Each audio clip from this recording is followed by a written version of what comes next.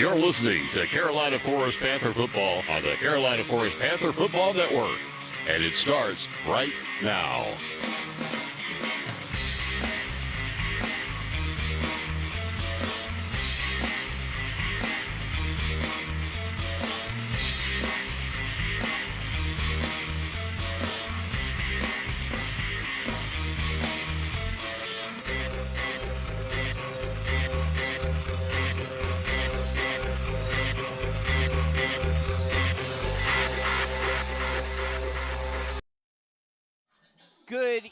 Good evening and welcome to Carolina Forest Panther football here on the Carolina Forest Panther Football Network. My name is Brandon Bisping. I'll be bringing you all the action this evening as the Panthers get set to take on what could be their most difficult challenge and their biggest challenge in program history when they face off against the Hough Huskies out of North Carolina, just outside of Charlotte, the Charlotte suburbs. Like I mentioned, my name is Brandon Bisping. Joining me, as usual, Brogan Hillman. And Brogan, before we get into this one, we have to talk about the spectacle that happened last week, if you will, when the Panthers traveled out to Hartsville, traveled two hours out to Hartsville, and proceeded to only play 3 quarters of football because the game got canceled due to lightning. Very unfortunate. Very, very unfortunate circumstances. Played such a great game. We saw through those 3 quarters, we were talking about anticipating an amazing 4th quarter, and all of a sudden we get the unfortunate call. We do not get to finish the game. What was very explosive, both offensive sides of the ball. Again, just one way to describe it is just very, very unfortunate. Yes, very unfortunate. Mother Nature stopped the thriller last week. It ended up being a tie, 27-27. The first tie in Carolina Forest program history, which isn't really all that surprising considering they've only been around since '98.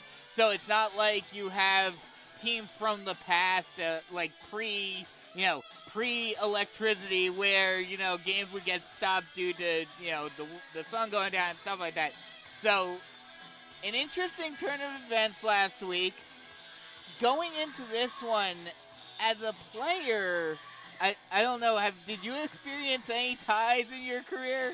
I never did. No, okay. No ties in my career. I didn't think so. But, after a game like that where there was so much anticipation, it was such a close game, you were thinking it was going to be a thriller at the end, and to have, yes, you come away with a tie. It's not like you lose a game because of the weather, but still having that unfinished business feel to it. How does that impact you going into the next game? I think it depends on the player. Fair enough. I think there's an instinct inside of us. Some are born with it, some aren't. A lot of these guys, knowing them, knowing their mentality, their hunger for the game, their love for the game of football, I think they're going to build off that. They're going to come out even hungrier, trying to get back what they couldn't last week. Some of these guys could be a little shaken, could be a little rusty coming out here, only getting 3 quarters in, expecting a full game. But I know most of these guys down there on that sideline, they're ready to go. They're hungry, and they want what is theirs, and that should have been what they were anticipating, a great 4th quarter and hopefully a win for that squad last week. They want to go out here and get it tonight. And after last week's disappointing finish, yes, you get a tie, but now you have to turn around and face, like I mentioned in the open, what might be the biggest challenge that Carolina Forest has ever had in program history, facing off against a Hough team from North Carolina that has 12 starters who either have Division I offers or have committed to a Division I program. 16 players in total that have either Division I offers or have committed to Division I programs. Prior to that, let me ask you this. Prior to that, what would you think was the number for the most players of a single team that had a Division I caliber player? Prior to 16, Yes. I would probably go, I would say 10. it was either around 10 or 11 when Carolina Forest played Dutch Fork, both in 2019 and 2020. And beyond that, which is, obviously Dutch Fork is the top team in South Carolina and it has been for a decade now. Prior to that, and in terms of like region opponents, it was Sumter. And even in their height back in 2020, I think they only had 5 or 6 Division I level athletes on that team. So you're now going into a game where more than half of the players on the starting roster, the starting 22, more than half are more than likely they're either committed already or more than likely going to D1. How do you prepare for a matchup like that? And that's like what you mentioned with those Dutch Forks and those Sumter squads. Those teams were very, very talented. So for these numbers to be inflated up to 16, that just shows to go how talented the squad truly is. And preparing for that, you just got to go in and tell your guys, hey, look, don't look at the numbers. Don't look at the 16. Don't look at the 10. Don't look at the commits. Don't look at the D1 numbers. Go out and play your brand of football. Sure, they have anticipation. They have hype. They have the numbers. But we're also dogs. We know who we are. We know what our play style is. We know that when we match up, we play our version of football. We play our game. We match up against any team in the state. And for this instance, out of the state as well, North Carolina squad, I just believe that Coach Morris is truly preaching, just play your brand of football. Don't get caught up in the numbers. We can match up against anyone we play.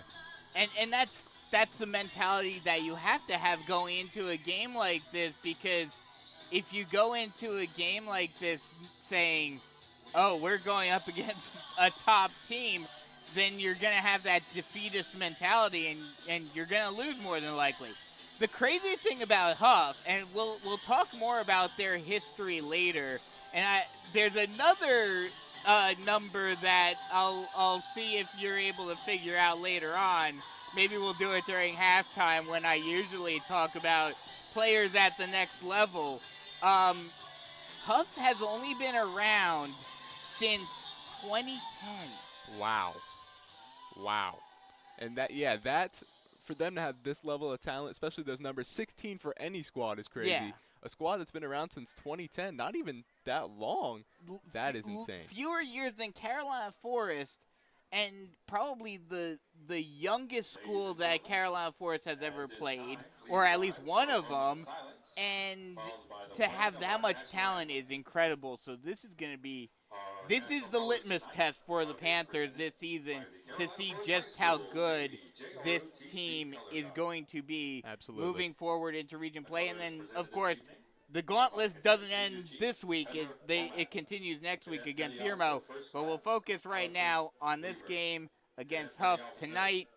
We are about to step away for the national anthem, so we will go to Brogan's interview with running back Jaron Fox right now during the national anthem. Stay tuned right here on the Carolina Forest Panther Football Network. I'm Brogan Hillman, Carolina Forest broadcaster, here with Jaron Fox, starting Carolina Forest running back. Fox, you're coming off a big performance, over 200 yards, 2 touchdowns, in only 3 quarters versus the Hartsville team, sadly canceled due to rain delay. How did that feel to just go out there and ball out when you did have that chance in those 3 quarters? Honestly, at first, I was a little nervous since I came off a little bit of a shoulder injury. So at first, it was a little shaky, kind of slow. As the game went on, I got a bunch of adrenaline shootout. So I just knew I had to lock in. Been watching film all day before the game, and just had to go out there and make something happen. That's great. We know you and Crystal Bingson have sort of been sharing that backfield, sort of a fire and ice, we've been calling it through the first 2 games. How does it feel to go out there with a talented back, power back such as Chris, and just know you're splitting those reps? It feels good, honestly. It feels like our backfield is a lot more versatile than it has been compared to last year.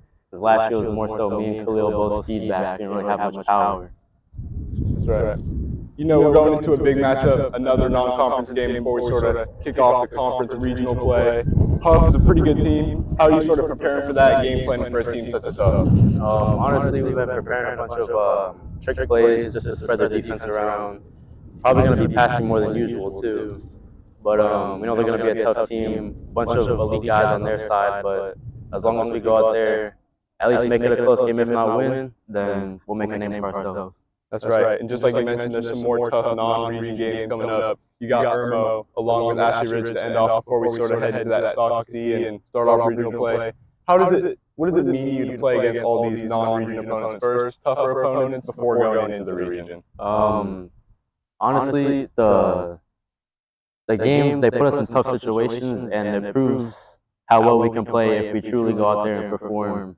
So these non-conference games really prove who can be elite on our team and help win throughout the conference later in the season.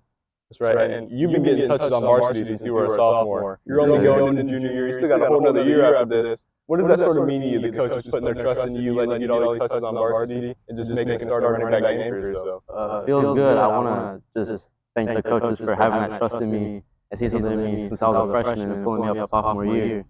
I'm thankful that they gave me an opportunity to prove myself, and I like to thank the athletic trainers who keep me healthy and allow me to continue playing the game. That's right. It's been very fun to watch you play. I'm very excited to see the rest of the season and all next year what's in store for you. Very excited for this matchup coming up and again the rest of the season. Thank you for being here, Fox. Thank you for having me. Appreciate you. Yes, sir. Have a good luck next week. Thank you. So that was Brogan's interview with Jaron Fox, and yeah, he's been a stud, like you said, even since sophomore year last year. And that's been a theme for the Panthers over the last couple of years, having that stud sophomore running back who not really comes out of nowhere, but, impresses the coaching staff in his sophomore year. You saw it with Khalil Johnson a couple of years ago, and now Jaron Fox stepping up big last year as a sophomore and now being that lead back for the Panthers this season. That's absolutely right. And like you said, has another year left to prove himself.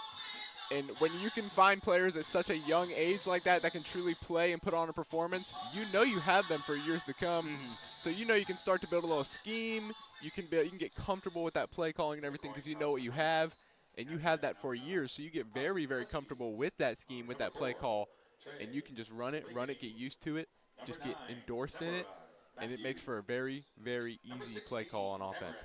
Absolutely. As we are getting ready for the coin toss, we'll see who gets the ball to start the action tonight. And one thing I forgot to mention earlier, and kind of, looking on the bright side here, now, granted, the opponents have been much lower level than Hough is, obviously. But Carolina Forest, 7 straight wins over North Carolina opponents, last losing a game against a North Carolina opponent back in 2017.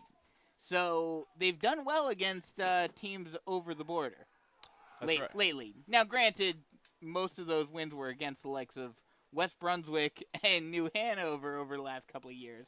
So not exactly, top of the state rankings teams like Hough is. But still, good performance against North Carolina opponents. That's exactly right. Like you mentioned, Hough looks to play a step above those teams, but I think we still just, again, like we mentioned going back to the numbers game, you know that these guys, this Carolina Forest team, they know the numbers, they know the rankings, they know the commits, they know everything.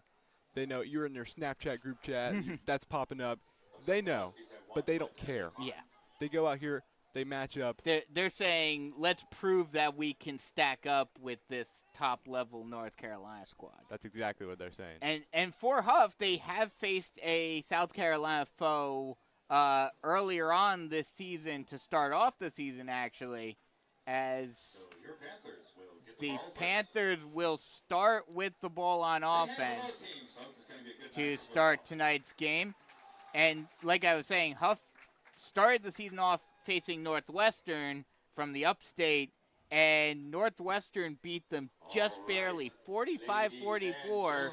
So obviously Northwestern, one of the top teams in South Carolina, but still, them having to come.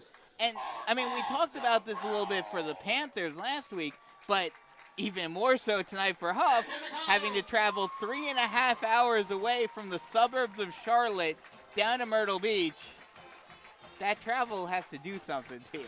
That travel takes a toll on you. As the Panthers take the field. Go ahead, continue. I said that travel takes a toll on you. We saw them rolling in earlier about an hour or two before kickoff in their nice charter buses. But I do believe, again, no matter how nice the transportation is, it still has a toll on you having to sit for 3.5 hours like you mentioned. Especially Charlotte is not an easy drive. Charlotte to Myrtle Beach, sitting there for 3.5 hours. These guys were in class before this too. They probably had to leave school early, I would assume. I would assume so, yeah. Just in case of traffic, probably missed their last period of class. Although they're probably happy about that. Yeah, they're probably no complaints. I know when I was in high school, when we had a long road trip and we had to leave school a little early, it was a good day. The anticipation built up. You were ready to go. But yes, this travel will have an implication. I think we'll see it. It might not be a major implication, but it still is an underlying factor for this Huff squad tonight for sure. But again, this is going to be, like I said, this is going to be the litmus test for the Panthers this season. Obviously, we talked about it last week. Mark Morris loves scheduling these non-region opponents and just to try to have the Panthers prove themselves in the non-region schedule, and also because he knows that in the grand scheme of things they don't really matter. So he's preparing them for the region schedule by scheduling the toughest opponents possible in the non-region slate. That's exactly right. And I think Fox had a great answer when he was addressed with that question. I addressed him. I said, how does it feel to play these non-region games?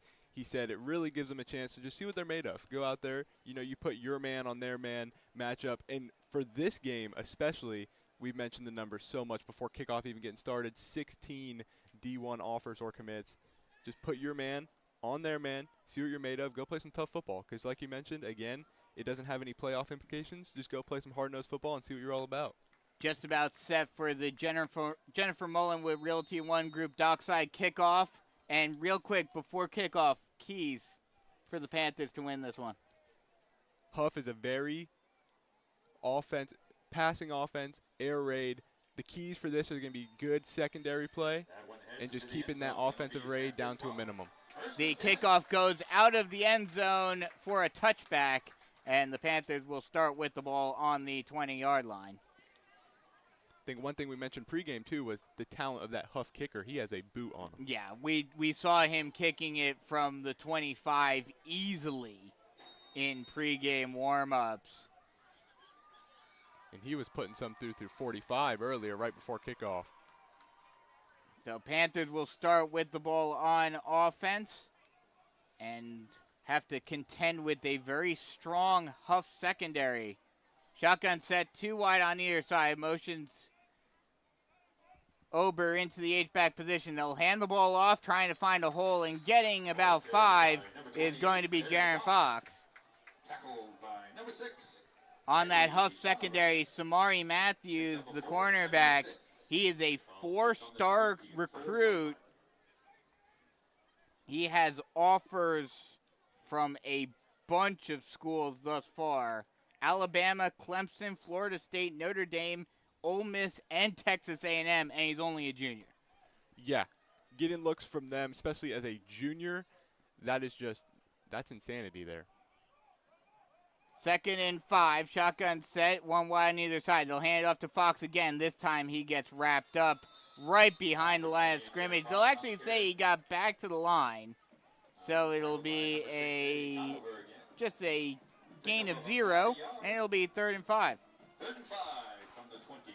See here, putting this offense already in a 3rd down look, about 3rd and medium. See what the play call is here. And on the other side of that secondary, the other cornerback, Reggie Rainier, is committed to Charlotte. So both cornerbacks either committed to D1 programs or obviously going to be going D1. That's right, and Charlotte's a school that's been on the rise recently in that American Athletic Conference. Shotgun set, 3 wide on the near side. Mullen takes a snap, but whistles are blown. Looks like it's going to be a false start on the Panthers. Yes, it will be. So they'll push the Panthers back. It'll now be a 3rd and 10. play here, 3rd and long, you got to think we're going to see a pass play here. Maybe if you want to trust Fox, we saw him break a couple big 20 plays back-to-back against Hartsville, some electric runs there. Start off first drive, 3rd and long, backed up. Let's see what you got. Yeah, Jaron Fox had an amazing game last week. Had 134 yards and 2 touchdowns. Shotgun set, 2 wide on either side. Mullen goes speed option, pitches it out to Fox, and he loses the handle, but he is able to come back up with it, but gets rocked in the backfield by Eddie Conover Jr., the other Division I talent, well, one of the 3 other Division I talents on this defense. He's an outside linebacker, has an offer from Charlotte, and that'll bring up 4th and 12. And this defense coming out hot early, getting a 3 and out. See, get that punt unit. We know we had one blocked against Hartsville. Just going to try to get this one off and get a boot out there. And the Panthers will have to punt it away after the 3 and out. High snap, is able to get the punt off. It's a low line drive. Will take a few Carolina Forest bounces, but before rolling backwards from the 49 back to the 50. And that's where the Huskies will start on offense. We'll only have half of the field to contend with to start off this game. And now the first time for the Panthers to see this Hough offense led by quarterback Trey Blakeney, who is committed to Austin P. Both of his main wide receiver targets, Ashad Wynn and Sean Berry, are both committed to Gardner Webb, while the slot receiver Ty Evans is a junior who has a number of offers. He has offers from Charlotte, East Carolina, Florida, James Madison, Liberty, Miami, Middle Tennessee State, North Carolina, South Carolina, Temple, Troy, and Vatech. Any other schools you want to get off your chest? I went about through, between each of the, as the first play is ran for a gain of 3, and it'll be second and 7. Between all of the commits and offers, I think they have about a third of Division I covered. Yeah, if that's the goal, if the goal is to cover the map, they're doing a pretty good job to start off there so far. Shotgun set, 2 wide on the far side. Snap, hands off, trying to find a hole, and a good job by the Panthers getting into the backfield. Jamison Funderburk getting taken down from behind by Darius Huggins. And I'm very interested to see. We haven't seen any air raid attack yet. About third and 7 here. You got to assume we're going to see a pass play here. Get this air raid offense going. Yeah, you'd have to assume that they're going to go for the air ball on this one on 3rd and 7. Just trying to lull the Panther defense to sleep. And, yeah, they're going empty backfield here. Snap, lofts it up into the air, and it is incomplete. Oh, no. Yeah, it is incomplete. Oh, no, he caught it. Never mind. I take that back. Sean Brady with the reception on the post route. And that'll be a Hough first down. And like you said, the passing game working to perfection to start off the game for the Huskies. Shotgun set, 3 wide on the far side. Snap, screen pass out to the far side is caught. Running down the far side sideline is Brady once again, and he'll get pushed out of bounds after a gain of, they're going to say 8, and it'll be 2nd and 2. That's right, and they've just been throwing empty backfield, just quick passes straight out of the backfield, get it to their targets, let them move yards after catch. That's what this offense is really built on, and that's what they're trying to get going here early. 2nd and 2, ball on the 22-yard line. Shotgun set, 2 wide plus the H-back on the far side. They'll go fake jet sweep. Keeping it himself is Blakeney, and he'll get the first down and more. Actually, that will be number 22, Jason Anciso, who has an offer from Georgetown. They were running the Wildcat on that one, and he's able to get the first down and get them into goal-to-go territory. Shotgun set, play. Oh, no, hands it off to Anciso again, and he finds a hole and gets into the end zone for the touchdown. That's number 22, We saw a very balanced offense Yeah. there. We talked so much about their air raid, but then they're not afraid to put that ball on the ground. 2 quick rush plays right after those 2 quick passes gets them right in the end zone. Well, I mean, when you've got a Division I level running back as well, no matter where you go on this team, there's a Division I player there. That's right. You got options with this offense. You got a lot of options. So the extra point by Candler Happ. Snap is up and good. And with 7.5 minutes left to go in the first quarter, Huff in the lead, 7-0 here in Carolina Forest. We'll take a quick break and come right back with more Carolina Forest Panther football action. Switching is easy. We do it all the time. We switch on the lights. We switch TV channels. Some of us switch partners while square dancing. Well, that's a stretch. But what's not a stretch is how you can switch and save with State Farm. In fact, State Farm agent Tony McAfee, right here in Carolina Forest, can switch you over so you can start saving today. Tony and his team are ready to welcome you to the State Farm neighborhood. With Tony McAfee, it's easy to switch and save. Just give him a call. When you want the real deal, like a good neighbor, State Farm is there. Panther offense looks to rebound and answer for a very strong 50-yard drive by Huff. And now that you've seen the Huff offense and you know that it's not just the passing game that's good, the running game can go too, what do you do as a defense? As a defense, you sort of got to just take what you can get every play. You got to buckle down. Again, just don't get discouraged. They went down to put one in the end zone. You still got to put your man on their man, size up. There's plenty of football left in this game. First quarter, just go down, play hard-nosed ball, and just keep getting at them, keep attacking them. The Jennifer Mullen with Realty One Group dockside kickoff goes out of the end zone for a touchback. And the Panthers once again will start on their own 20-yard line, trying to get something going offensively after going 3 and out on their first drive.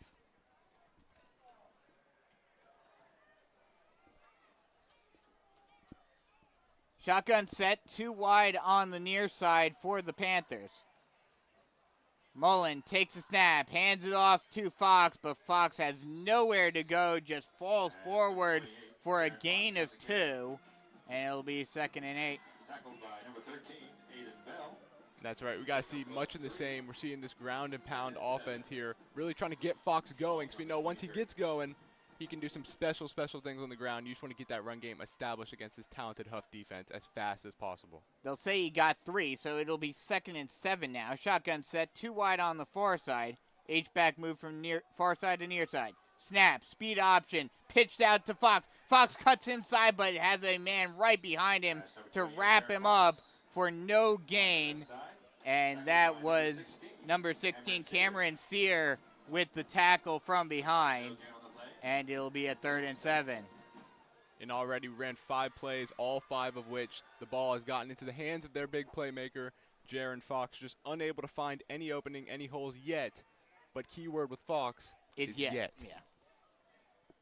But with how powerful this defense is, you've got Division I guys all over the place. It's going to be hard to find those holes. Shotgun set, they'll go pass this time. Screen pass out to Fox. He's able to catch it, but nowhere to go afterwards. Oh, no, actually it was tipped by Zane Bostic. And just like that, another 3 and out for the Panthers. And that was a very interesting look to me. It looked as if he picked that off on the screen pass and then just dropped it, or it looks like he had it in his arms. Yeah. I'm not sure exactly what happened, but even he knew. It's a defensive tackle, so he's not used to catching the ball, so maybe just went through his hands pretty much. That was a scary look there for Huff. Yeah. Snap almost blocked, but able to get it off. Low bounce. It goes off of the Huff player. Still on the ground. And the Panthers have it. The Panthers get a fortunate bounce off of the Huff punt returner, and the Panthers get it just inside of their own territory. And when you are playing a talented team such as Huff, you need those lucky breaks. Exactly. You need to take everything you can get, Do not take this for granted. Now you have the best offensive look you've gotten at the game. You're starting off this drive, pretty much a reset, just moved way up in ball position, almost at midfield. That is a huge break there for the Panthers. That's exactly what you need when you want to get momentum installed in this game. Vincent Lykowski recovers the fumble, and just like that, the Panthers are in business, but right on the first play after the muffed punt, Jaron Fox only gets a gain of 1 on the carry from the shotgun set, and it'll be 2nd and 9. Just under 6 minutes left to go in the first quarter. 7-0, Huff leading it. Shotgun set, 1 wide on either side.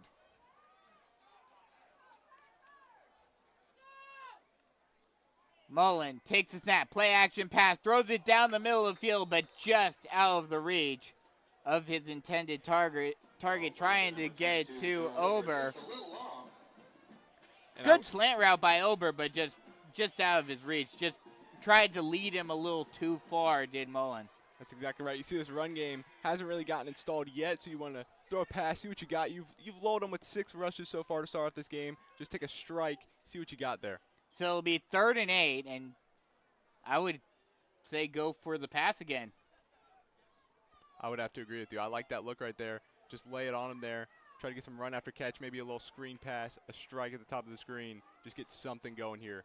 You have so much momentum. Shotgun set, 2 wide on either side. 1-step drop for Mullen. Mullen now has to roll out to his right and throws it, trying to get it. I believe that was trying to get it to Ankowitz. And just, again, out of the reach. Maybe a little miscommunication or just some panic by Patrick Mullen because it was thrown behind him. I think he senses that, again, we talk about this defense, this pressure, just this talented Huff defense. Yeah. Just getting in that backfield, not making it easy for Patrick Mullen on that play. Sort of, he's looking for his read, trying to get rid of that ball at the same time. He's just not able to put it on his man with all that pressure coming in at him. So once again, Panthers are forced to punt it away. And the punt is up, a low lining kick. And this time the Huff player will just let it bounce, and it will stay in the field of play, and it is down at the 3-yard line. And that is a beautiful punt. So far, one thing has been reliant for the Panthers, and it's been the special teams to start off this game. You get a huge muff punt recovery, and then now just Roman Fisher does a great job rolling that punt and just stops perfectly right at the 3-yard line. Charles McCray goes up. He said, all right, we'll take that. Just picks up the ball, and all of a sudden, Huff's pinned all the way back at the 3-yard line. The Huff punt returner was like, I'm not touching this ball this time. I'm just hoping it rolls into the end zone, but it did not. It stopped right at the 3-yard line. And now the Panthers have an opportunity to maybe put some pressure on Blakeney, maybe get a safety. I mean, that's exactly right. We see the pressure to start off the season, these first 2 games, has been good from this defensive line. We have a strong defensive line, put pressure in that backfield. You have linebackers that can come down, very hard-hitting linebackers. And if you're this Panthers defense, we talked all last week was about bend, don't break. Now's your opportunity. You go out there, you get a huge stop in the end zone, maybe a safety, maybe you pick up a fumble in the end zone. This is going to be interesting to see. We really haven't seen a look such as this from this defense yet this year. But at the same time, with how strong the passing game is of Huff, you don't want to go send the house and then leave someone wide open for a 97-yard touchdown. That's exactly right. And I think that's why Huff is kind of glad they installed that first drive, because now CF knows they can't get caught lacking back there. They have to play all sides of the ball. They have to play pass, run, everything. They have to count for it all, and they have to play it strong as well. So it'll be 1st and 10, ball on the Huff 3-yard line with just over 5 minutes left to go in the first quarter.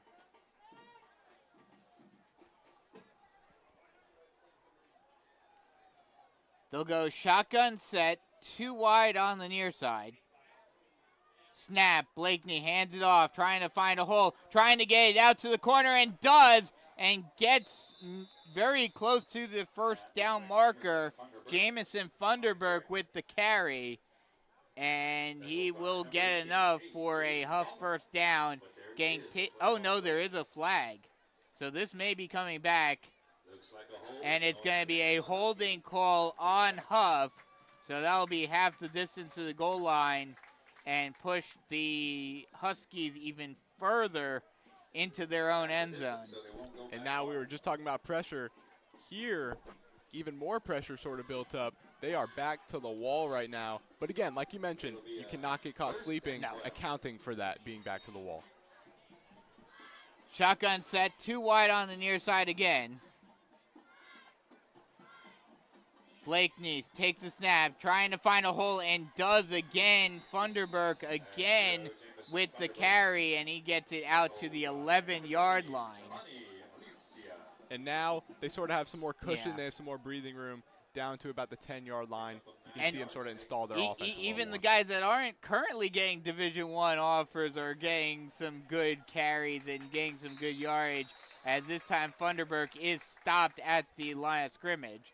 So that'll set up a 3rd and 2. And that's a big play there. Great read to sort of get off on the edge, not let him go anywhere after he just had an explosive run, sort of give him more air room. Now you leave him 3rd and 2 after a great collapse from that defense, just finding the running back and getting him down. Shotgun set, 2 wide on either side for the Huskies. And a whistle is blown. There may have been some movement on the line. See, they're going hard count, sort of looking for that movement. I think they might have gotten it. Oh, yeah, you're right. I was thinking it was movement on the Husky side, but it's going to be an offsides on the Panthers, and that will give the Huskies a 1st down. And now we talk about breathing room. They sort of have a whole new set of chains. They're moved up a little bit, back to the 5. They're about to the 15 now. And now they don't sort of feel that pressure at all anymore, sort of install their offense and just move from there. So it'll be 1st and 10 from the 17. Hands it off to Funderburk and tries to get through the corner, but will get taken down after a gain of 1. Actually, that was Jason Anciso. And again, we've seen these past 3 plays, 2 of them have been a great job from this Panthers defense to just get their hat on the ball and not let that running back go anywhere or make some movement. So that'll bring up a 2nd and 9. Shotgun set, 3 wide on the far side. Snap, 3-step drop, looking far side, throwing it down the sideline, and it is incomplete. Trying to get it to Jadon Rourke, but just out of range. And that'll bring up a 3rd and 9. 3rd and 8. So here's Huff's sort of first 3rd and long look at the game. Yeah. See here we know, again, talking about that passing offense, that air raid. You imagine we see here 3rd and 9. They're going to put this ball back through the air, see what they can get. This is where the secondary is going to be challenged for CF. It's plays like this right here that are really going to show what this secondary is made of. Shotgun set, 3 wide on the far side. Snap, 3-step drop, looking near side, and it is caught on the sideline. Getting a 1st down and more is Zaire Sutton, one of the backups who has offers for Huff. And he'll get the 1st down. And I think, like we mentioned earlier, starting corner for the Panthers, Ethan Gardner, is out for this game, so we see Jelani Jr. out there. Yeah, that hurts the Panthers even further. Sutton has offers from Austin P., Charlotte, Elon, East Tennessee State, and Marshall. Snap, and they'll get a stop. The Panthers pulled the runner to a gain of nothing. It's a great job there by Joe Dial to get in that backfield. We've seen. And Quillen Johnson right there as well. That's exactly right. Both of them collapsing, getting their hat on the ball. We've seen their ability to get up with these runners, match up with them, and ultimately bring them down for a gain of 0, a gain of 1. Just keep them short on the ground. 2nd and 10 with 2.5 minutes left to go in the 1st quarter. Shotgun set, bunch trips on the far side. A screen passes out, caught, but nowhere to go, and a prowl of Panthers take him down. A Sean Wynn with the catch, but he had nowhere to go. And actually that was Sean Brady, excuse me, number 7. And he gets taken down by Charles McCray along with a prowl of Panthers for a loss of 2. and it's now 3rd and 12. That's a beautiful job in the open field right there. You see, if he does not slow him down, make that stop, and allow for his teammates to come up and ultimately get him down behind the chains, he had room to run in that open field. Great play in the open field there by Charles McCray. So this is a big opportunity for the Panthers late in the first quarter to get a defensive stop and give some momentum to Carolina Forest. Snap, rolling out to his right, throwing on the run, out of the range of Brady. And once again, for the second time on this drive, he's trying right at that junior, Jelani Alencia. You see, again, Ethan Gardner out has made a difference for this Huff offense. They're going straight at that junior corner. They've been trying on this drive. Well, as they should. You'd expect that when your top cornerback is out, you know that there's a weakness there. But that will bring up 4th and 12 with a minute and a half left to go in the first quarter. And I will say, he is not. High snap, but he is able to get it off. And a big punt will take a bit of a Carolina Forest bounce and will be downed at the 12-yard line. Ball is down on the 13-yard line. Will Panthers take over 1st and 10. Make that the 13-yard line. Defense. So now the Panther offense comes out on the field late in the first quarter, trying to get something going offensively. This has been a defensive battle thus far. That's exactly right. We were expecting a high-scoring shootout, but here we see 7-0 nearing the end of the first quarter. Panthers ball right back deep in their own territory. And now that it seems like the running game has been stalled, do you go pass here to try to get some sort of momentum on your side? Now, that's an interesting question. See here, they could go, in my eyes, either way with this. You want to pass the ball, sort of, just like you said, try to build up some momentum, or do you just want to trust and stick with that offense? They'll go speed option on the first play, and Mullen gets wrapped up by a pack of Huskies for a loss of 1. Actually, they'll say he got back to the line, so it's no gain, and it'll be 2nd and 10 with a minute left to go in the first quarter. And after that result, I would sort of anticipate some passing plays and more balance coming to this offense here on this drive. I wouldn't be surprised right here if we saw a passing play with this play call. Shotgun set, 1 wide on either side. Mullen takes a snap. Hands it off to Fox, and he will get a gain of 1. And again, the running game is just getting wrapped up, getting swallowed up by the Husky defense. And this is one of those situations. It reminds me of the Somerville game last year and over the last couple of years where the running game just wasn't working, but Mark Morris wasn't willing to go to the pass game quite yet, and it may be time that you have to go to the pass game, as that looks like that will end the first quarter. The Panthers will just let the clock run out, and after 1, the Huskies from Huff are up on the Panthers 7-0 here on the Carolina Forest Panther Football Network.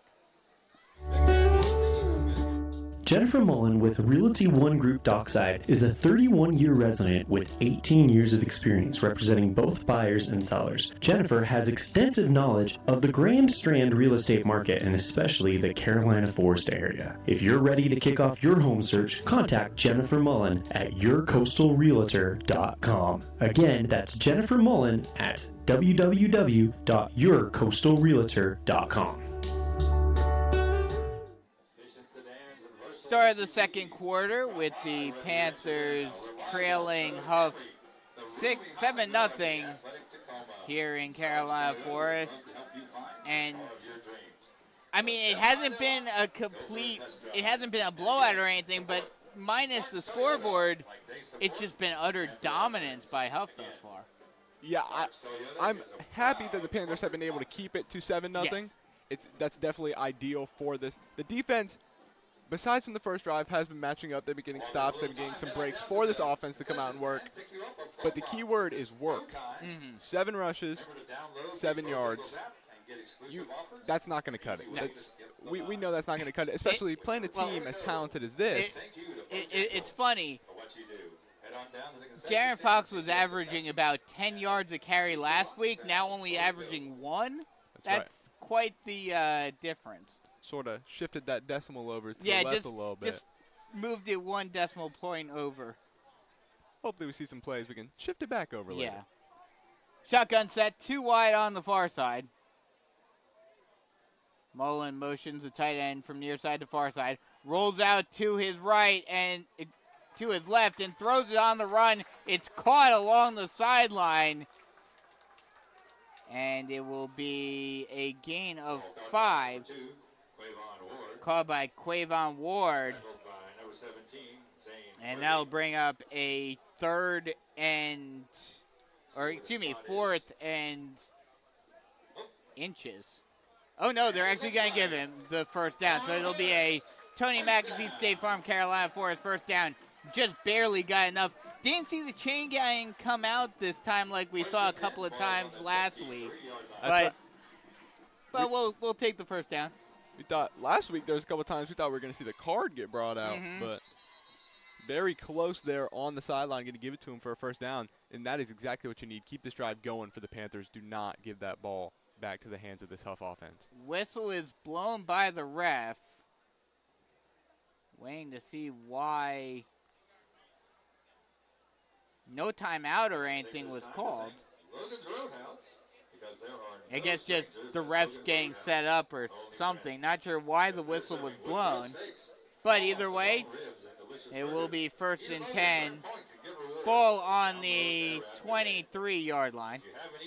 Snap. Hands it off to Fox. Fox tries to find a lane. Still on his feet before a pack of Huskies take him down for a gain of 3. So it'll be 2nd and 7.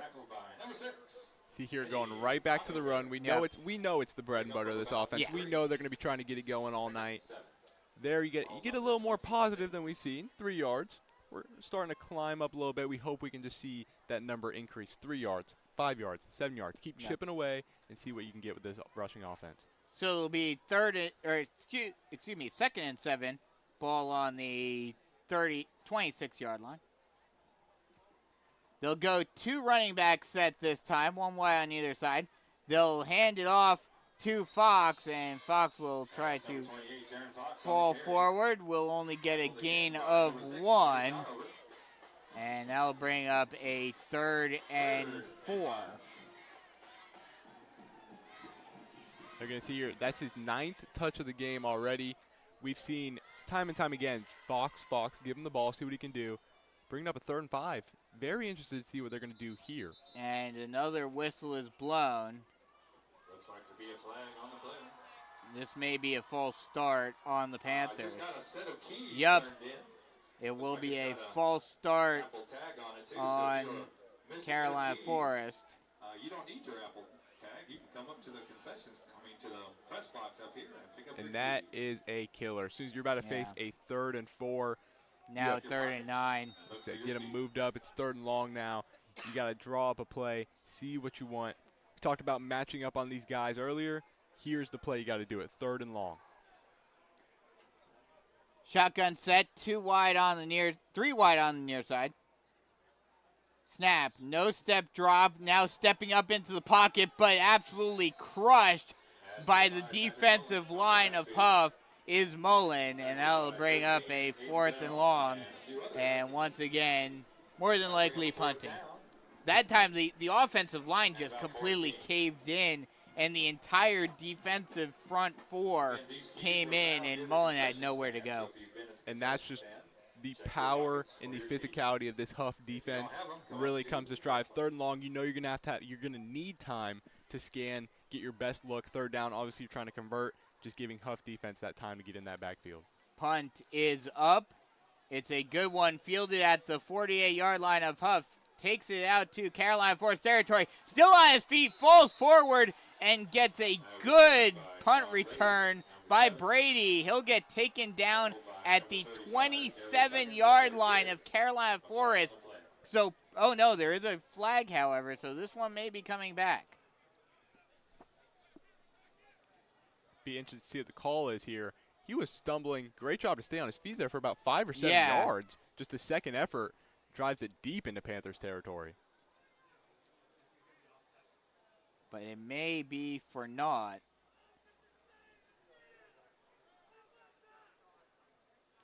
See here, a long discussion Yeah. from the refs. See, maybe one saw something, others not really picking up on, just talking And over. it's going to be a holding on Huff. I figured that was the call considering how good of a run he had. And I think they booked the Panthers on holding as well. So it looks like here we're going to have some. So it'll be offsetting perhaps. There you go, some offsetting penalties. So that return brings them about right out to where they were. So it is still going to put the ball at the. Waiting to see where they officially mark him. Now they're moving the ball forward. There must have been another penalty on Carolina Forest. All right, folks, while you're waiting, make sure after you go to the game, maybe this weekend, go to Hadley's Pub. So Family-owned and operated the with a penalties wide variety of result food, in beverages, a 5-yard gain for Huff. They're going to start in the red zone. Think it's going to be a repunt here after the offsetting penalties. Oh, okay. Oh, never mind. I take that back. Yeah, it's going to, okay, so it's going to be a repunt. The punt is up. High punt. They're just going to let that bounce. It's going to go out of bounds at the 45-yard line of Carolina Forest. And there for the Panthers, a little bit better result there on the punt. So you're not mad about those offsetting penalties there. Yeah, you're okay with that if it means that the field position is better. Still in Carolina Forest territory already, though. Still not happy about that. No. Shotgun set. Bunch deuces on the near side. Snap. Hands off. Trying to find a hole. Nowhere. Not much to go on. But able to get a gain of 3 is Enciso. Tackled by number 52, Jaden Peak. And we see Jaden Peak with the tackle. 2nd and 7. Right. Again, this Huff rush offense has not had too many electric plays. The defensive line, linebackers, this whole core has done a great job getting a hat on the football. Snap. They'll pitch it out on a screen pass, finding a lane and getting all the way out to the 25-yard line is Sean Brady. And he just uses speed and elusiveness on that play to get a big gain for Huff, showing off why he's a Division I level talent for the Huskies. They'll hand it off this time again to Enciso after a gain, and that will be a gain of 2, and it'll be 2nd and 8. That's exactly right. And Huff here knocking on the door of the red zone. See here this air raid offense again. Quick passes in the empty backfield is what this offense has been about tonight. They're just set back, empty set, dumping off fast, letting your playmakers make plays, knocking on the door of the red zone here. Shotgun set, 1 wide on either side. H-back on the near side. One thing I've also noticed about this Huff offense, not every play, but they have run a very quick no-huddle on a couple of plays. They'll go into the end zone, and it is intercepted! The Panthers are able to come up with the interception in the end zone, and the Panthers get a huge defensive stop, and that could put some momentum on the Panthers side, but there is a flag, so we'll have to wait to see what the call is. Very, very athletic play Yes. from Carson Quant. Carson Quant went up and fell backwards on that catch and was able to hang on to it in the end zone. Truly showing off. And they're going to say it. It's going to go against the Panthers. It's going to be, I think it was an unsportsmanlike after the play. So it's still Panther ball. Looks like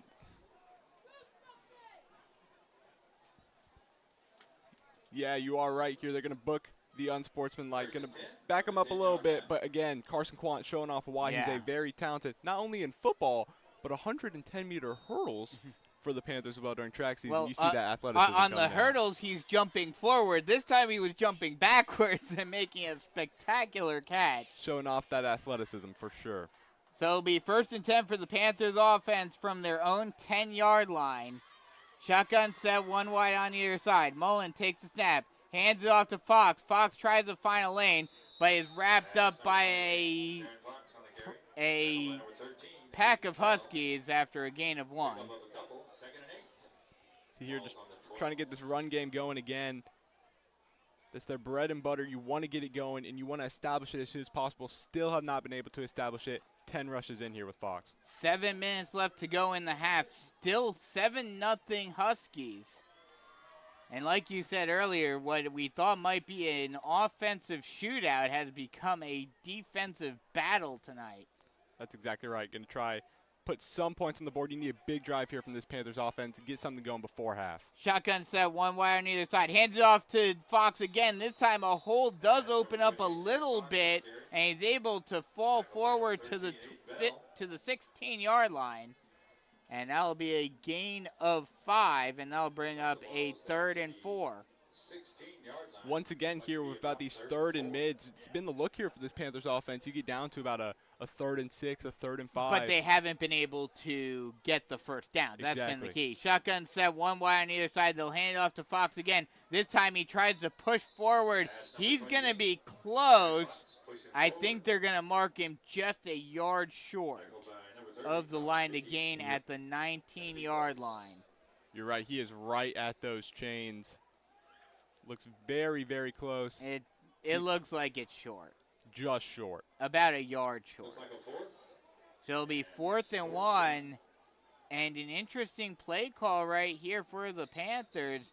They're deep in their own territory, so if you go for it and fail, you give the Huskies the ball in the red zone to start off the drive. But at the same time, the offense hasn't done anything, and it looks like they're going to go for it. I like the aggressive nature here. You're down in this game. You need something to go your way. You have to make it happen. That's exactly what they're trying to do right here. Or they may just be trying to draw the defense offside. We'll see if they snap this. 20 seconds left to go on the play clock. Mullen does snap it, but a whistle is blown, and I think this is going to come back. It may be a moot point anyway, because I think this is going to be a false start. Timeout. Oh, no, a timeout's actually called by the Panthers. Just seems they're trying to draw them off on that hard count. That's what I was expecting. I was not expecting them to snap it. So the Panthers will take the timeout. So we'll take a timeout with them. 7-0 with just a little under 5.5 minutes left to go in the first half here on the Carolina Forest Panther Football Network. Switching is easy. We do it all the time. We switch on the lights. We switch TV channels. Some of us switch partners while square dancing. Well, that's a stretch. But what's not a stretch is how you can switch and save with State Farm. In fact, State Farm agent Tony McAfee, right here in Carolina Forest, can switch you over so you can start saving today. Tony and his team are ready to welcome you to the State Farm neighborhood. With Tony McAfee, it's easy to switch and save. Just give him a call. When you want the real deal, like a good neighbor, State Farm is there. So, what do you expect coming out of the timeout here? Coming out of the timeout, do they go for it still? Right at the chains. If you do go for it, I would expect to see you put in, again, we talked fire and ice all season. Chris Livingston, put your hat down. I would trust him to get you a yard. Heavy set, put everyone on the line, exactly. No wide receivers, and just let Livingston plow it through. Oh, Livingston, I just found out that Livingston is not playing tonight. So another Panther not playing tonight, which certainly hurts the Panthers. They're going to go for it. Hands it off to Fox. Fox has got it. He gets a gain. He gets enough to gain and a few yards more. That's a gain of 4 for Jaron Fox, and that's a Tony McAfee State Farm Carolina Forest first down. And I like it. I like the play call. I like the aggressive nature. Even though you're deep in your own territory, you haven't had much go for you so far this game. You had a muff punt recovery, but you need something going on this offensive side of the ball, so you need to go make it happen, and that's exactly what they're trying to do there with that aggressive play call. So they'll bring up a 1st and 10, ball on the 23-yard line. Shotgun set one wide on either side. Hands it off to Fox again, and he'll just try to plow through and falls forward after a gain of 3. And that'll put the ball on the 26-yard line. Make that, yeah, that'll be a gain of, gain of 3. They'll put it on the 27-yard line. Again, Fox's 14th touch of the game so far. Really getting his workload in here in the first half. But the key question is, how many yards does he have? 27. So just under 2 yards per carry. Just under that 2 yards per carry average. Snap, hands it off, and getting taken down after a gain of 1, which won't help that 2-yard average, is Jaron Fox once again, and that'll bring up a 3rd and 7. Another 3rd and long look here for the Panthers. We've seen it time and time again. Feels like every offensive drive here we have a 3rd and long.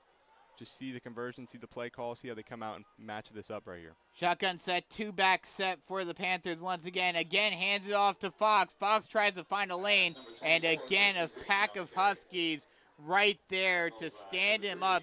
He is able to get a gain of 3. And number 6, Eddie Conover.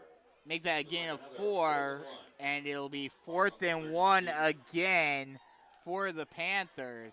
And it looks like they're going to go for it again. Keep that aggressive nature out there on the field. We saw it just tad earlier on the drive. See it right here again. Low snap. The ball's on the ground, and Mullen's going to have to try to do it himself, and I don't think he got there. Patrick Mullen with a little bit of a snap issue. That's a great effort there on the low snap. Pick it up, try to make something out of nothing. Unfortunately, just not able to. And it appears we're going to see this Huff offense take over. And at least this time, it's not in the red zone to start off the drive, but still giving the Huff offense prime real estate to start off this drive. They are going to measure it, so we'll see where they spot the ball. It looks like it's going to be just short. Do a measurement to make sure. They're going to bring out the chains. That set of keys up here. And yeah, it's going to be inches short. Oh, not even inches. It's going to be about a yard short. Make the Huskies in possession of the ball. So the Huskies get the ball right back with just over 3 minutes left to go in the half. Right here, again, another instance of Huff starting off in great field position. Just shy of the red zone. You got like 10, 13 yards to go till you're at the door of that red zone. Panthers, we talked about it last week, a ton, bend, don't break. Shotgun pistol set, 2 wide on the far side. And a whistle is blown. Looks like it's going to be a false start on Huff. And it will. So that'll push the Husky offense back a few yards. That'll cost them time. And that is a good look for the Panthers there. You want 1st and 15. You want to back them up as much as possible. Even just off-ball stuff, pre-snap, everything. You want to take advantage of all those moments, every single moment that you can. You have to get every opportunity you can and just take advantage of every opportunity you can. That's exactly right. And you know, especially as they'll hand it off on the pistol set and on the ground, and the Panthers get it back. Looks like Carson Kwan again. Looked like a handoff. He kept it there on a play-action pass, throwing out to the side, and he just lit him up on that screen pass there. A great play from Carson to get his head there, turned around, and laying a hit stick there on that left sideline. Oh, no. Oh, I thought he fumbled it for a second, but I guess not. Looks like he fooled you, too, on that play-action pass there. Would Christopher Rumph, R-U-M-P-H, Christopher Rumph, come to the press box, please?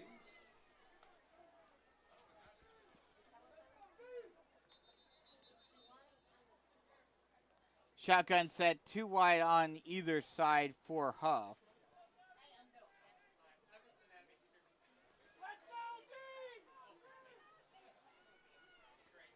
Just under 3 minutes left to go in the half. And going into halftime, when do you make that strategic change of starting to pass it more as that pass is thrown out to the far side and is completed? Oh, no, actually incomplete. Just put it right over the hands. Just incomplete there. Could not get that ball down. Coming up, the second 3rd and long look here for this Panthers defense. This is where this Panthers defense is so successful with the pressure. Takes a load off of the secondary here. You allow your line to get up front. Because, again, like we mentioned earlier, Patrick took a big sack on 3rd and long. That's sort of the look the Panthers defense wants here, and that's exactly what they're going to get here. 3rd and about 14. We're going to see what this Panthers defense made of right here. Shotgun set, 2 wide on either side. Snap, 3-step drop, looking far side, throwing it, and it is caught right at the line to gain. We'll see if they get just enough. Zaire Sutton with the catch, and we'll see where they mark him. I think he's going to be just short. And again, another instance of being right at the chains on a 3rd and long scenario. And it looks like 4th down on the 25-yard line.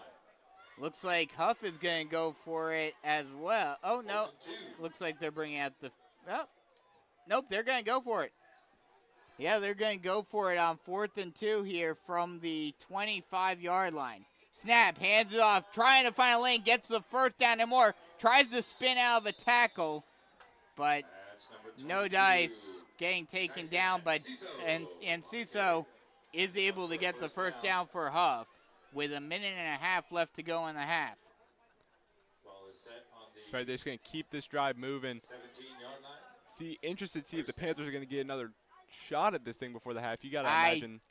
Doubt it. That's what I was thinking. Especially with how methodically Huff has been moving the ball. But you might, especially at this point, with how much clock they're using, you'll at most have, 30 seconds? It's not going to be much if there is any. Shotgun pistol set, 2 wide on the near side, and a whistle is blown.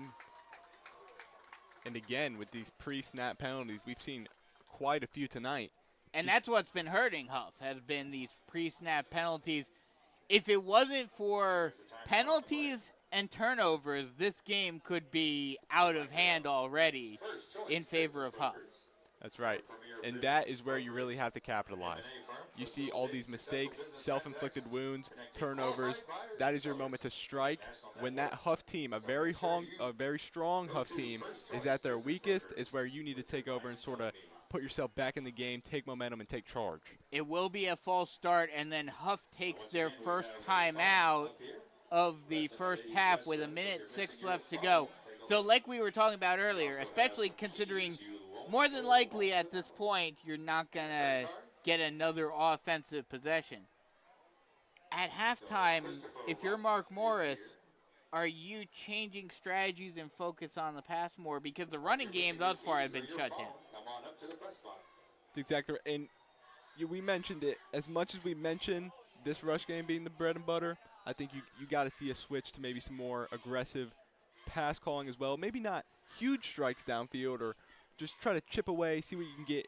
Maybe some quick slants, some quick screens. Just see what you can get on all aspects of this offense, and just sort of see if you can unlock a different side of this offense. I was going to say slant routes and short passes, because the weakest part, not saying that any part of as a huge tackle from behind number 27, Gary Tomlin. By Gary Tomlin on the running back.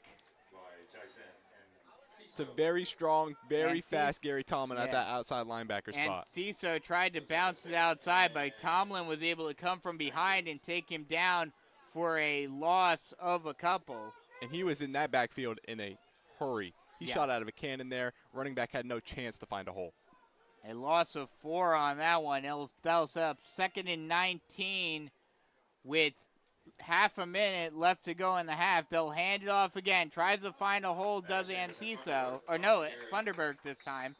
And he'll get a gain of about 5. And that'll set up a 3rd and 14. And another timeout is called by Huff. But, yeah, like I was saying, the weakest part, not saying that any part of the defense for Huff is weak, but the weakest part is the defensive line. So you would think that the running game would be the answer, but thus far it's not been the case. So you have to try to switch strategies, and even if you're going after that strong secondary, maybe you get a few lucky bounces.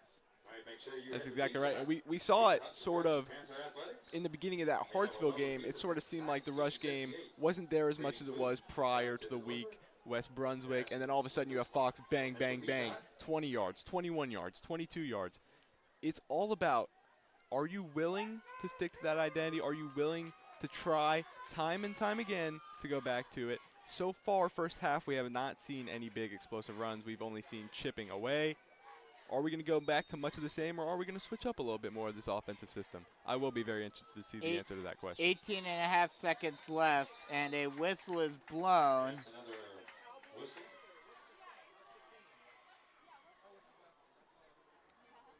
Appears to be another self-inflicted Huff penalty, another pre-snap penalty, just like we mentioned a couple minutes ago.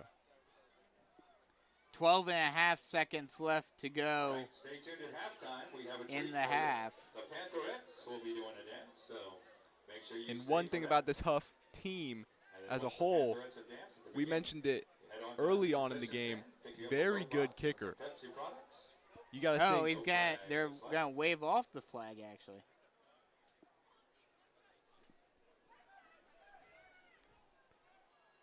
interested to see Huff has some options. Something plays out here. You run a quick run, try to get more into field goal range for your kicker, go up 2 scores and a half, see how Huff's going to sort of play off these last couple of seconds in the half. Not too much time remaining. And it looks like there was a clock issue. They're going to put 18 seconds back on the clock as the clock started running before the snap after the timeout. Shotgun set, 2 wide on either side. Snap, throwing it near side, and it is caught along the sideline. The ball is on the ground, and it looks like the Panthers have come up with it. That is a huge takeaway. Not that it really does anything at this point in terms of the Panthers having an opportunity to capitalize on it, but still a huge turnover for the Panthers, not letting the Huskies get any more points on the board before the half and going into the half with some momentum defensively. And surprisingly, especially after what happened against Loris, this defense is showing what you thought would happen in the beginning of the season, which is the defense has been showing up tonight. That's exactly right. Bend, don't break. In the red zone, we see it again. We see it time and time again with this defense. Takeaways in the red zone when it is important, limiting damage. Damage control, they do another great job at that right there to go into the half. So Mullen will just take the knee and will go into the locker room at the half, down by only a touchdown, and including special teams, already 3 turnovers for the Panthers. And right now the key is just going to be the offense has to get something going in order to get this game tied back up. That's exactly right. The defense has done its part besides from an opening drive touchdown, but they've come out, have not allowed any more points on the board. Now, just like you mentioned it, second half, you got to get this offense rolling, you got to get something going. So we'll take a quick break and come right back with the halftime show, first half stats and analysis, and get you ready for the second half here on the Carolina Forest Panther Football Network. Jennifer Mullen with Realty One Group Dockside is a 31-year resident with 18 years of experience representing both buyers and sellers. Jennifer has extensive knowledge of the Grand Strand real estate market and especially the Carolina Forest area. If you're ready to kick off your home search, contact Jennifer Mullen at yourcoastalrealtor.com. Again, that's Jennifer Mullen at www.yourcoastalrealtor.com. Switching is easy. We do it all the time. We switch on the lights. We switch TV channels. Some of us switch partners while square dancing. Well, that's a stretch. But what's not a stretch is how you can switch and save with State Farm. In fact, State Farm agent Tony McAfee, right here in Carolina Forest, can switch you over so you can start saving today. Tony and his team are ready to welcome you to the State Farm neighborhood. With Tony McAfee, it's easy to switch and save. Just give him a call. When you want the real deal, like a good neighbor, State Farm is there.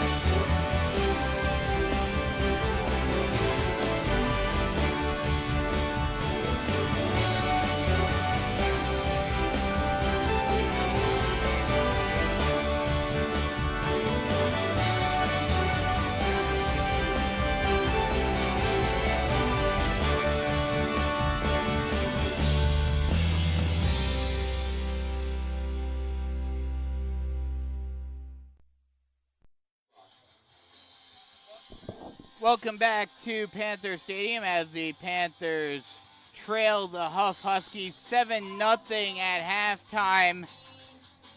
We'll get you some first half stats in just a moment, but first, actually we'll do the first half stats right now. Brogan, what we got so far? I know not much. I wish we had a little bit of better report. I was just about to add that on there. Not going to be as hot as the last 2 weeks. Fox, 16 rushes on the ground, 28 yards. Again, we mentioned averaging under 2 yards per carry this game. Those numbers, if we want to have a chance to come out here and take on a big Huff defense, need to be inflated. Obviously, when you get the run game established more, got to get going more. Tristan Green got involved, 1 carry, 4 yards.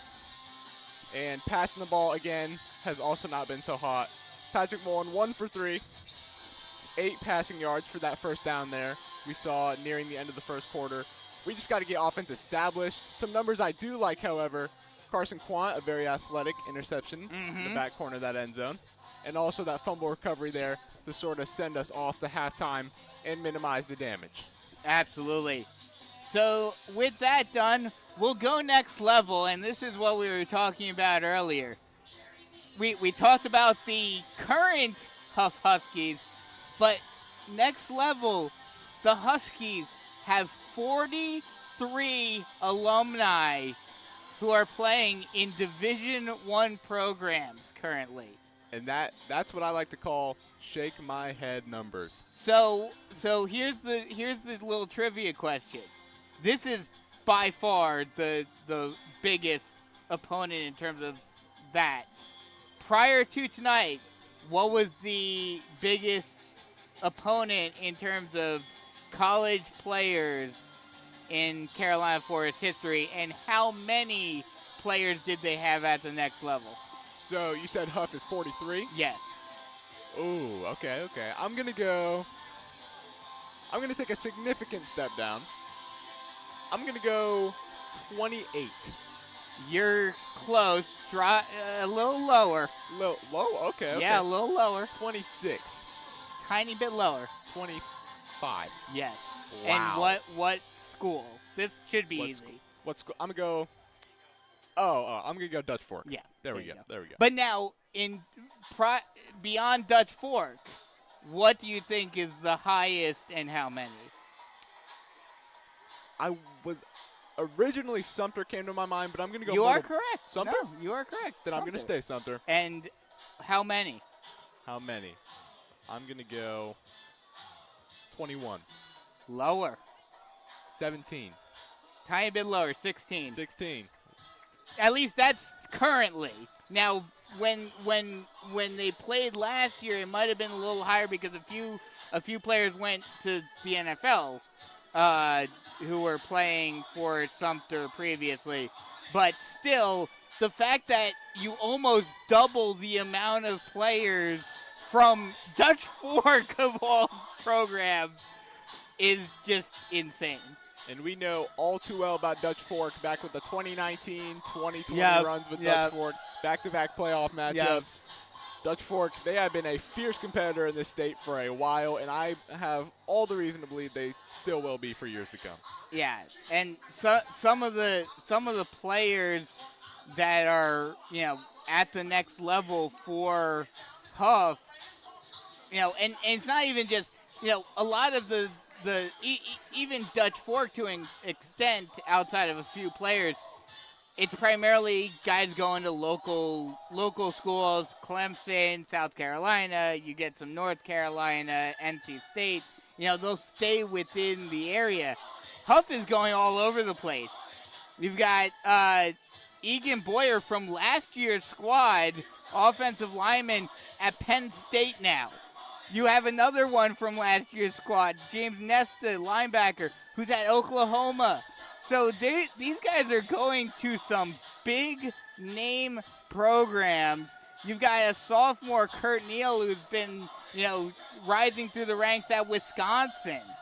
So these guys, you've got Gio Pays, who played a few years back for Huff. He's at LSU and dominating in the middle of the defense. So this team, they've got some big-time alumni going to some big-time college programs. That's exactly right. I mean, just like you mentioned, a lot of recruits around the South Carolina area, they tend to go local, South Carolina, Clemson. Yeah, but not the Huff boys. No. I mean, even locally for them, as a freshman from last year's squad, and if you're a Clemson fan, you probably know this name from last week, Nolan Hauser, who made a pretty nice, he scored the only points against Georgia last week. He's already the starting kicker for the Tigers as a freshman. So that just shows how powerful this Huff team has been over the last few years, and it has continued. Yeah, I mean, they know how to develop. And yes. This sheet, this is proof in the pudding right here. We're looking at a whole page of next-level athletes. In our game notes, it's an entire page, and the notes about what, how they've done last week and all that, it took the entire side of the page. This is the most, like I said, obviously, but, this is the most stacked program we have ever seen here at Carolina Forest in terms of an opponent. As the teams are coming out of the locker rooms to get ready for the second half, we're about a minute and a half away from the kickoff of the second half. We'll go around the region real quick. The only other team that won last week actually, no one won in terms of last week. Loris dominated Conway 39-0. West Florence beat Myrtle Beach 33-22. Darlington beat North Myrtle Beach 27-21. Dillon beat Socrates 27-7. And Ainer beat St. James 51-34. I mean, if it wasn't for the rain, who knows what would have happened in Hartsville. But the Panthers are the only team that comes out at least semi-unscathed last week. And now this week, Conway is hosting Shaw. Myrtle Beach is heading up to Sumter. That's an interesting game. North Myrtle Beach is heading to West Brunswick. Socastee is at Ainer this week. And Lucy Beckham comes to the Grand Strand to face St. James. I think at this point it's safe to say, especially with how well the Panthers have faced against Hough, yeah, Carolina Forest is the odds-on favorite at this point to win the region. I think we saw all that talk being, is it Carolina Forest? Is it Myrtle Beach? Yeah. This Beach Regional, and I do think after, through 2.5 games, see here about to start the second half, see what we have left in the tank versus Hough. I do believe that you are correct. I believe we look like clear-cut favorites right now to take that Beach Regional, and I think rightly so. Yeah. Rightly so. As we are just moments away from the start of the second half, what do the Panthers have to do in the second half to pull off the upset? For me, you have to get this run game going. We mentioned getting the pass game going. We mentioned finding some quick outs, some slants, some screen passes. For me, yes, you do have to get that pass game going a little bit. But the bread and butter is where the money is. You have to get the run game going. We see them try again. Just eventually, one of these times, you're going to crack a block. It's going to be beautiful and opening. You're going to see it. We started to see it towards the end of the second half. Those gaps start to get a little bigger. You run the hurry up, get them gassed on that D-line a little bit. You get that run game established. You get it strong. You get it going, and you put some points on the board, and you let your defense keep limiting them the way they have. Yeah, if the defense continues to play the way it has been, minus the first drive, obviously, just keep it close, and you never know what can happen. Whether even if maybe the defense can even get a big turnover and a pick six or something like that. But even barring that, you keep this game close, and it's only a matter of time, like you were saying earlier, it's only a matter of time before Jaron Fox maybe breaks a big one. That's right. And that is what we saw last week versus Hartsville, is just chipping away a little bit. Bam, he's off to the races. Yep. Next thing you know, 1st and 10 in Hartsville territory. You just need something like that to get you going. We have some momentum with that big turnover going into the half. You need to establish the momentum. You need to ride the momentum. You're in your home stadium. All these fans, this place is packed. They're here to see Panther football. They're here to see an upset. They're all here coming, anticipating you're going to walk out of here with a W, beating a very powerful Hough squad. You got to give them what they want. I have a feeling these fans are going to work very well with this team in the second half. They're going to be energetic. They're going to be on their feet. Just need to get that run game going. You need to get some momentum, and you need to ride that momentum. This is the game of the week because everyone, all the TV stations are all here tonight. I was looking for updates of other region games, and all I was seeing was Carolina Forest Hough out of everyone.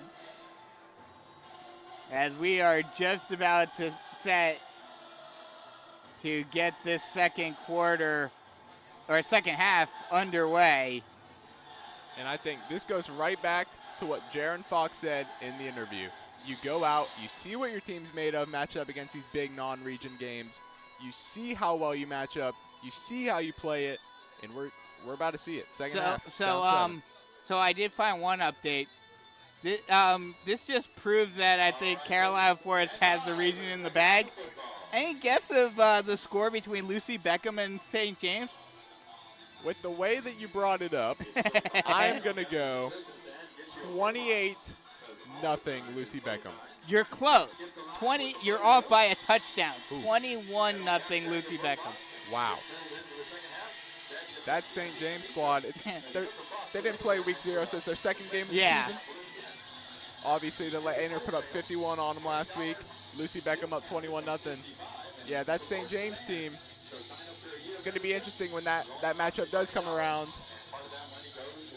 Going to see how we play them. Yeah, as we are just about set. And what kind of hurts the Panthers is the fact that they are having to kick it away to start the second half. The Huskies will get the ball to start off the drive. And another score, I just found another score, which is even more glaring. North Myrtle Beach is trailing West Brunswick 10-7 at the half. Oh, wow. So they're also in a low-scoring defensive matchup, Yeah. it seems.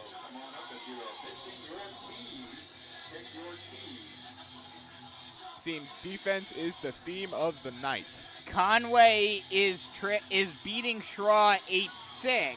So that's another defensive battle. Defense, like you said, defense is the name of the game tonight around Region 6-5A as we are underway in the second half.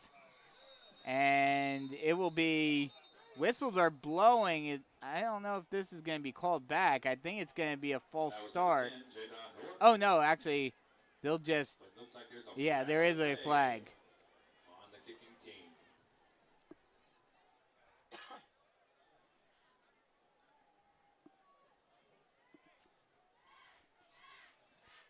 See a Panther got a little too antsy to get the second half started. Just got downfield too fast. Now, especially with how well the Panthers defense has played turnover-wise, do you see Mark Morris going with a little trickeration and pulling what he pulled last week against Hartsville with the onside squib kick? All right, we're going to be kicking that one again, folks. It's a thought-provoking question. See, I wouldn't expect it. Not yet. Not but yet. maybe Not in the yet. fourth quarter if you're still only down by a touchdown. If you put one, obviously got to put one in the end zone to be kicking off soon. Kick off again. So I hope we get put in a situation where we'd have to think about it. And That means we got some points on the board. they are going to kick it away, fielded at the 20-yard line, trying to find a lane. Still on his feet before Proud Panthers take Brady down at the 35-yard line, so that's where Huff will start on offense. Looks like it'll be spotted on the 35-yard line. 1st and 10 for the Huskies.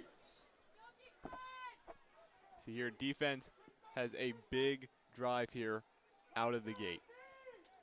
Huff goes down, they put points on the board. It's a two-possession game.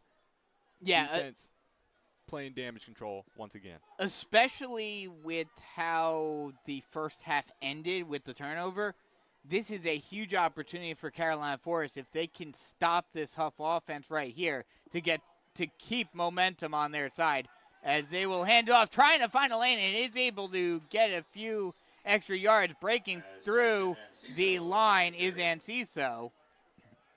Again, with another great second effort play. Yeah. Look like got some arms on him in the backfield there, just fighting through arm tackles, getting upfield for a gain of 8. Yeah, able to get a gain of 8, so that'll bring up a 2nd and 2 for Huff. Shotgun set, 2 wide on the near side. Snap, hands it off to Anciso again. He tries to break it out to the corner. Gets the first down and more. He's still on his feet, trying to beat the Panthers, but is taken down from behind at the 30-yard line. But a huge gain by Jason Anciso. And Jaden Alston makes the tackle from behind. And that will be a Huff first down and a big momentum boost for the Huskies. And whistles are blown. Looks like, yeah, this is going to be a false start on Huff. And that's basically what's been keeping the Panthers in this game, has been penalties and turnovers. That's right, self-inflicted wounds by Huff. On both fronts. Exactly. And we see there, with that run, he just gets out to the right side, again fighting through arm tackles, and is able to hit that next level explosion up the sideline, eventually forced out, but after a great gain into Panthers territory. So it'll be 1st and 15 from the 34-yard line. Shotgun set, 2 wide on the far side. Snap, Hands it off, plowing through a potential tackler is Funderburk, and he'll fall forward for a gain of 5. They're going to be right near the original line of scrimmage, start off on second down. Looks to be just short of the original, about second 11, second and 12. So it'll be second and 12.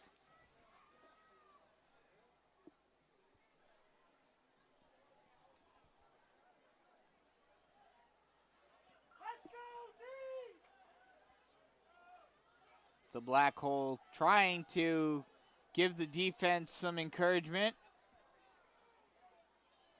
Shotgun set, 2 wide on the near side. Actually, they'll go pistol this time. Snap, hands it off to Funderburk. Funderburk finds a hole, and he gets the first down and more. Stiff arms the man, still on his feet, carrying a Panther into the end zone for the touchdown. And that was a huge run. Guy on his back, nearing that goal line, powering through. That's a lot of weight room right there. That is some power from the 6', 220 senior. And he put a Derrick Henry level stiff arm onto a Panther defender on that one as well. And with just under 10 minutes left to go in the third quarter, now the lead is up to 2 possessions for Huff. The kick is up and good. And it is now 14-0 Huff with 9:52 left to go in the third quarter. We'll take a quick break. Come right back with more Carolina Forest Panther football action. Switching is easy. We do it all the time. We switch on the lights. We switch TV channels. Some of us switch partners while square dancing. Well, that's a stretch. But what's not a stretch is how you can switch and save with State Farm. In fact, State Farm agent Tony McAfee, right here in Carolina Forest, can switch you over so you can start saving today. Tony and his team are ready to welcome you to the State Farm neighborhood. With Tony McAfee, it's easy to switch and save. Just give him a call. When you want the real deal, like a good neighbor, State Farm is there. Now down by 2 possessions are the Panthers, and now the offense really needs to start getting something going because it looks like the Huff offense coming out of the locker room is ready to fire on all cylinders and dominate offensively. That's right. Looks like they had a little halftime talk about not being able to capitalize on their own and their own self-inflicted wounds. They go right down, put a huge rushing touchdown on the board to stretch it to 2 possessions. You're right. Now it's up for CF. It's their turn to answer. The kick is up and will go out of the end zone for a touchback. Your Panthers will take over 1st and 10 from the 20-yard line. Again, here is where we're really going to see, are we going to still try, run, chip away, get that run established, or are we going to go out and see a different type of identity here, quick passes, quick strikes in this offense, passing. Be interested to see. 1st and 10, ball on the 20-yard line. Shotgun set, 2 wide on the far side. Snap, Mullen, 3-step drop, looking down the middle of the field, throws it, and it's almost intercepted. Looks like he was looking for that little screen pass, like we mentioned, in a very athletic play from the D lineman to get his hands up, almost getting his hands down with that one as well. And he had a little bit of running room if he were to come down with that one scary play there for the Panthers offense. Eddie Conover with the tip. So they'll bring up 2nd and 10. Shotgun set, 2 wide on the far side. They'll hand it off to Fox. Fox tries to find a lane, but a pack of Huskies stands him up for, he might have just gotten back to the line of scrimmage. Conover again, the primary tackler. And they will say he just got back, so it'll be 3rd and 10. See here, start off the second half. Tried both. Why not? They exactly what we said. Quick fire screen pass out here, then going right back to the run. Try to get something going. Shotgun set, 3 wide on the near side. Mullen takes a step. 0-step drop. High throw is almost tipped, almost intercepted. An overthrown Thane. And just offense not able to do anything. Actually, that was to Raheem Frazier, but just overthrown Frazier. And it'll be incomplete, so a 4th and 10. And This time the Panthers will decide to punt. That's right. 4th and 10. Sort of shy away when you know you don't need to be aggressive. Just punt it away. Trust that defense to come out here and make a stop.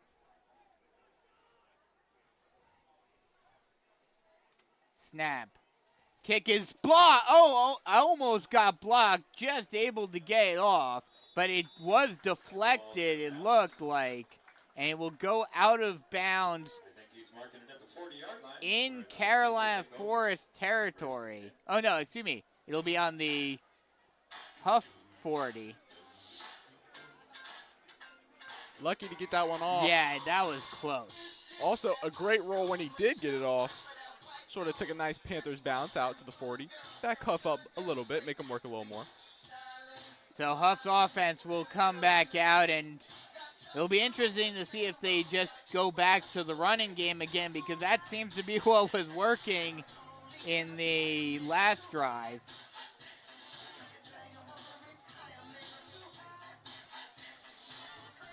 They'll go pistol set to start off this drive. 2 wide on the far side. Actually, 3 wide on the far side. Low snap. They will hand it off, trying to find a hole, but nowhere to go. And getting stood up by a prowl of Panthers is Enciso. And he will get 4 and make that a 2nd and 6 from the 44-yard line. See here, going right back to that run game. It worked so well last drive for the Hough Huskies, and they're going right back to it. Did not waste a minute, put it right back on the ground. Shotgun set, 2 wide on either side. Snap. They'll go pass this time. 3-step drop, passes it over the head of Brady. Right there, he had him there on that little 10 and up. Would have moved the chains there for the Huskies. Just, again, couldn't bring it in. Going to keep it 3rd and about medium 3rd and 6 here for this Huskies offense. Going to be interesting to see what they draw up here, trying to convert right across half field into Panthers territory. And again, surprisingly, considering that was what we expected. Shotgun set, 3 wide on the far side. 3-step drop, throwing it, and it's intercepted by the Panthers. Another interception for Carolina Forest. A huge takeaway. We mentioned that is what is going to keep them in this game. The takeaways, coming up with big plays, putting your offense back on the field, knowing what you have. Charles McCray just makes a great play. Again, Charles McCray, his 2nd interception of the night. And I was about to mention it, and basically reverse broadcasters jinx before I can even say it. They prove my point even further. Coming into this game, we were expecting, 4 Division I level talents, either as a quarterback or a wide receiver. You were expecting the passing game to be the focal point. But this Carolina Forest secondary, even without Carson Quant, still dominating in the secondary. 2 interceptions already tonight. That's right. Just going out there. A great job by Charles to stay patient, stay with his zone, sees the man coming across. He stays up strong, sees the ball goes away, and he attacks. That's just what he does so well. He gets to his spot. He plays his assignment so well. Along with being a hard hitter, he is also a ball hawk, and we saw it there. It's evident, taking that ball away. And now with just over 8 minutes left to go in the 3rd quarter, we'll see if the Panthers can capitalize on the turnover already in Huff territory to start off this drive. Actually, they're marking it at the 50, so right at midfield. But oh, wait, they're pushing it back. Not sure why. Might have gotten him on a unsportsmanlike with the celebration. Charles doing a little backflip there on the field. I don't know. Probably. The refs probably didn't like that too much. Yeah. So they'll push him back to the 37-yard line.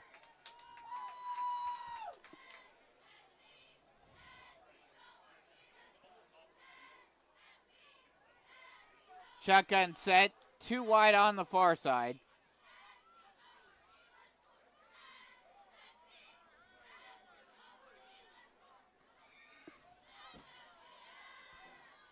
Mullen Low snap again, and he just has to fall on it and will get taken down in the backfield for a loss of 5.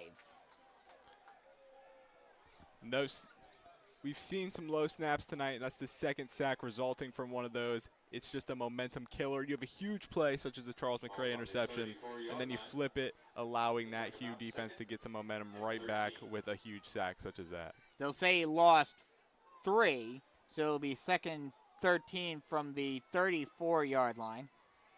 Shotgun set, 3 wide on the near side.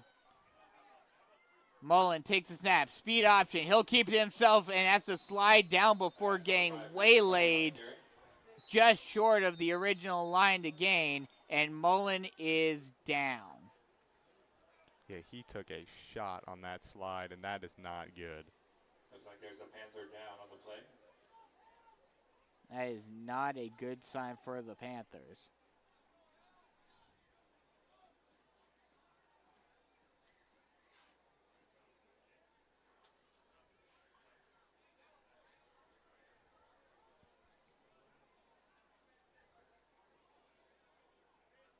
Ball's on the 36-yard line, 3rd down.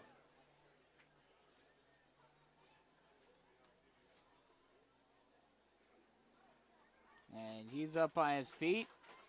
Actually, that wasn't Mullen. That was Anthony Helms who was injured on the play. That's always a good sign. But he's coming off on his own power, so that's good. For the Panthers. It's one of those moments where you can hear a pin drop in the stadium.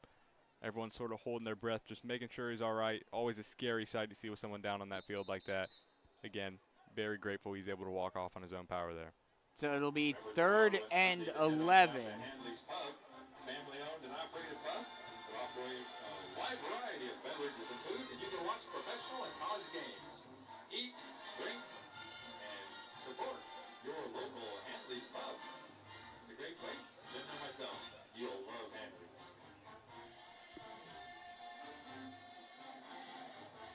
See your Panthers 3rd and long coming up again.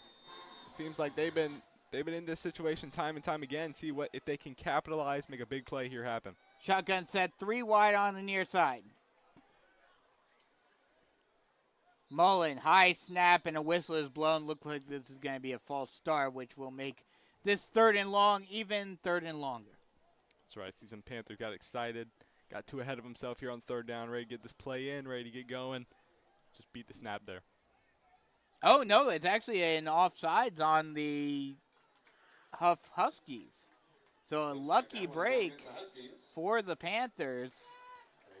Make this 3rd down a little easier. Seems like actually 3rd and 6 now. Got some reasoning for why some Panthers were upfield so early. So I'll bring up a 3rd and 6 for the Panthers. Shotgun set, 3 wide on the near side.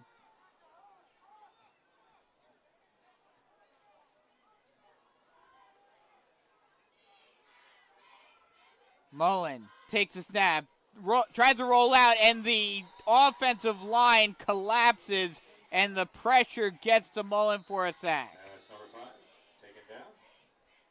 Trying to make something happen in that pocket back there.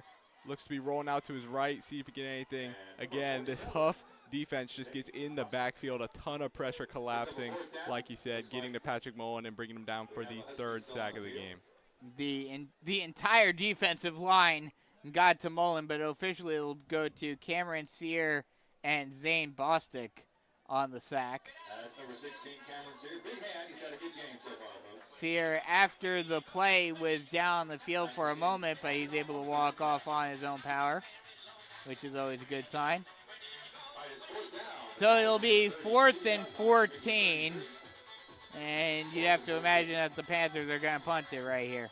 See Roman Fisher coming back out. See, last couple punts have been very good. Got some nice bounces. See if we can pin him back, make him start play here and deep in their own territory. What is this, his 6th punt already, 6th or 7th? 6th punt of the game.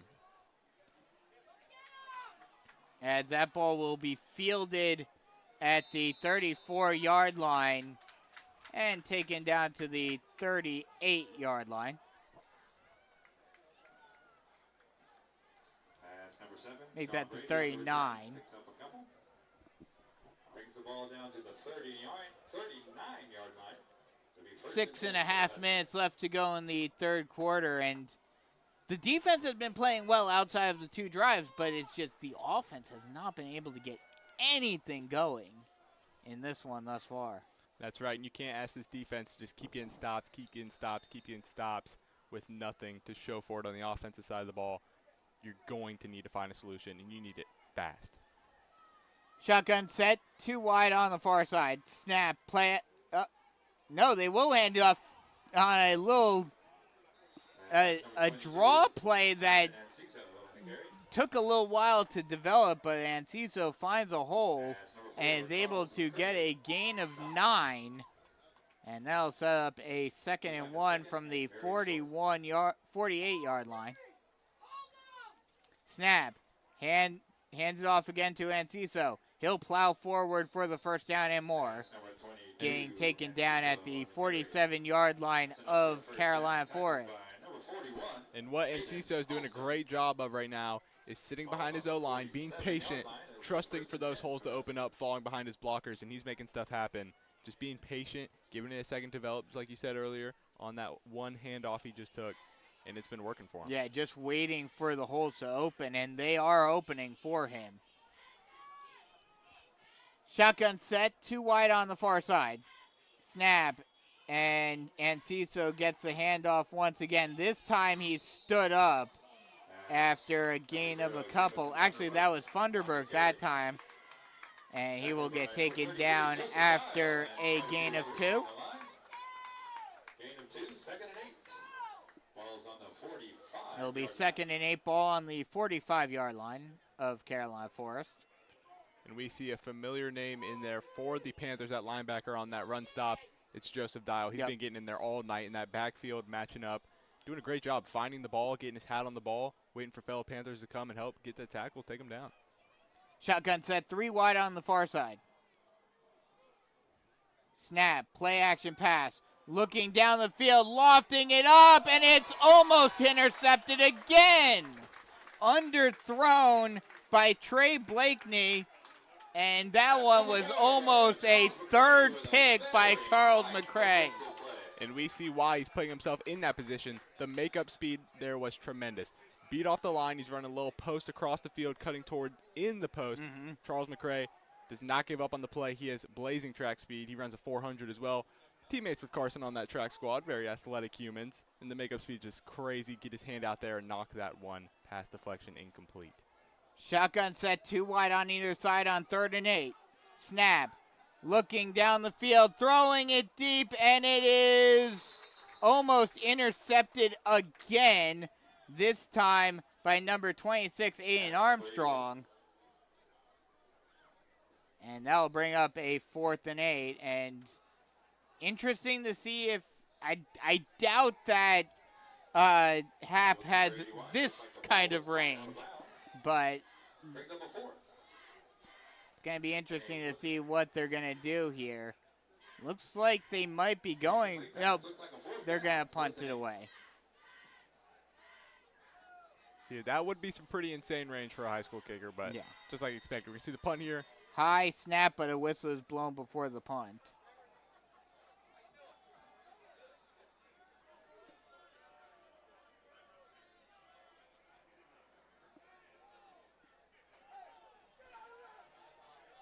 We'll wait to see what the call is here. Oh, another clock issue.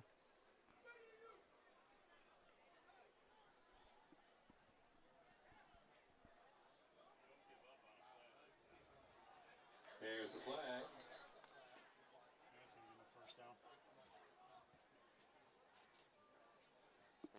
And there's going to be an unsportsmanlike conduct on the Panthers, and that will give Huff a 1st down. So after we were talking all night about how Huff was shooting themselves in the foot with penalties, now the Panthers have one of their own, and a big one at that.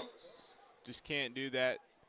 Seems the guy we were just praising, Charles McCray, has had a great game. Just a little extracurriculars there. We know it's an intense matchup, like we said. It just, you get in the heat of the moment, heat of the game.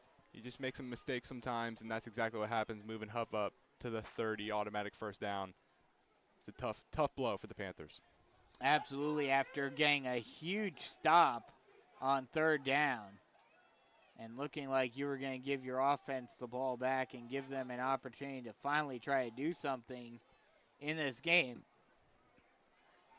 Now Huff with another first down in Panther territory. Timeout is called by Huff. So we'll take one with them. 4:45 left in the third quarter. 14-0, Huff in the lead.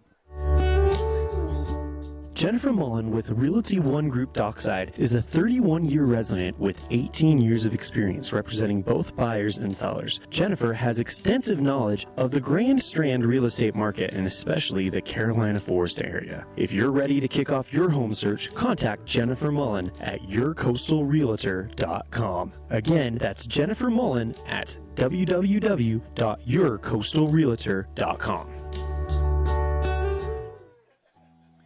4:45 left to go in the third quarter. Panthers just trying to get something going. Defense has been playing well thus far tonight, but offense not so much. 14-0, Huff in the lead. That's exactly right. Story of the game has just not been able to get the run going.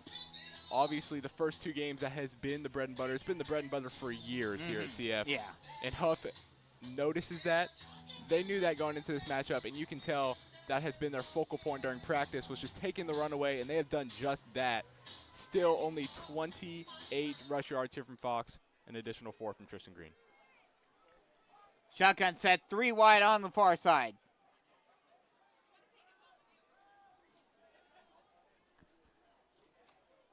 Blakeney takes a snap, play action pass, throws it down the middle of the field to a wide open Brady in the back of the end zone for a touchdown. Sean Brady just beat the secondary on a post route and caught it right on the end of the end zone in the center of the field for a touchdown. And that's what we expected coming into this game, that passing dynamism for Huff. You're exactly right. That is the type of offensive explosion we expected to see out of them. The anticipation on that throw was crazy. Lofts it over a safety, a corner, puts it right where he needs to be. Didn't throw to where his man was, but where his man's going. That's fundamental football right there. And that's just a beautiful pass. That line was great. Now Huff takes a 3-possession lead here late into the third quarter.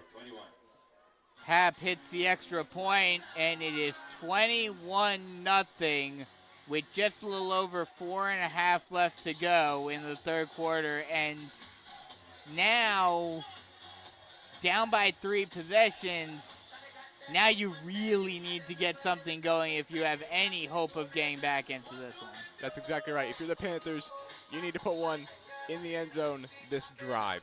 You have to get it back. You have to get it back as soon as possible. We mentioned momentum. We need to see that momentum.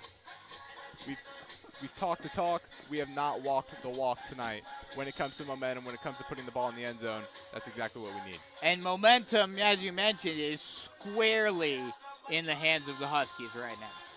Absolutely. So Hap gets ready to kick it away once again for Huff. And he'll boot it away, and it will just go out of the end zone for a touchback. Panthers will take over 1st and 10 on the 20-yard line. And at this point, you have to go with the pass, right? You would assume so, yes.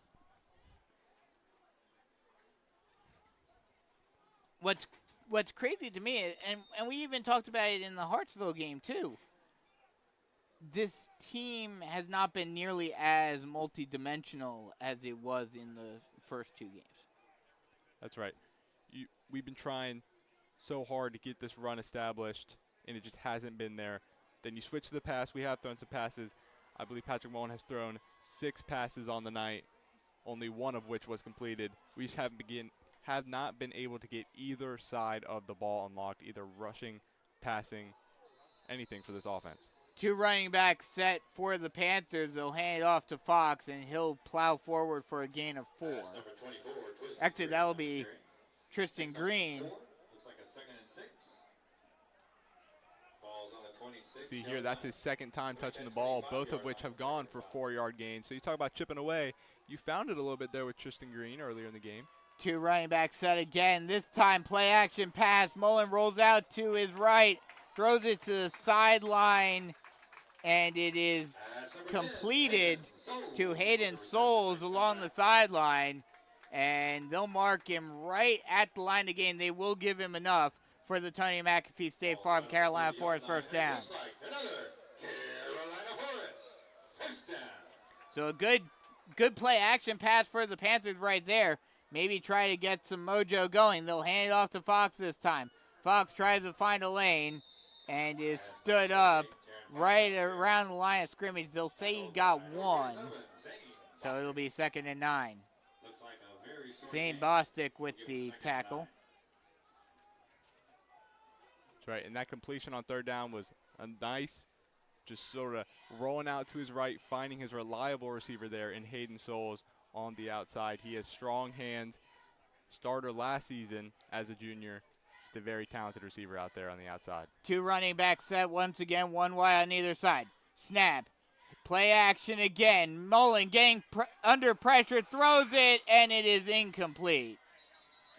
Trying to get it to number 30. And we're going to see another flag on the field here. And with that throw, we just saw Mullen rolling out to his left this time, crossbody, trying to get his feet set. Dangerous pass, bounces off the hands of a Hough defender. Lucky to have that one hit the turf.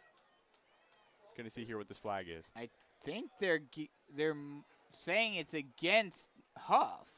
I didn't see what the signal was, but they're moving it forward. I believe it might have been a pass interference.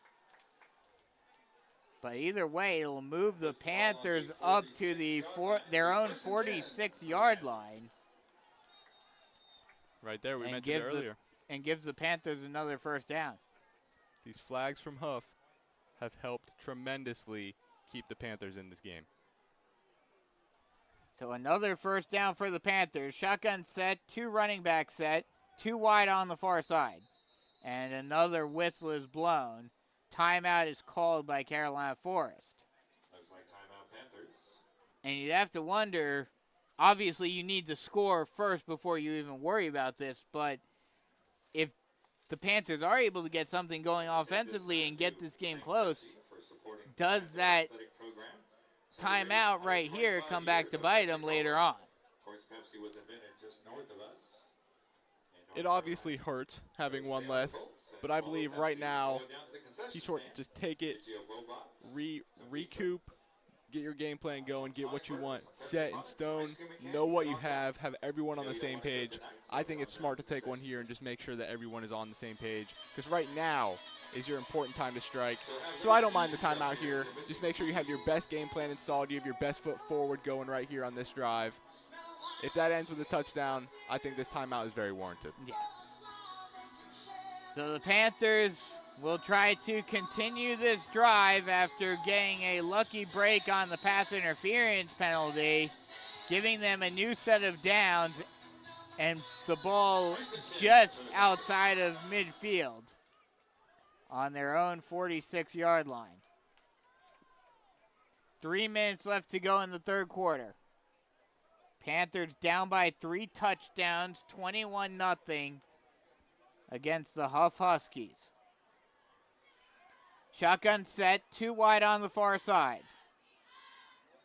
Snap, play action pass again. Mullen throws it near side, and it's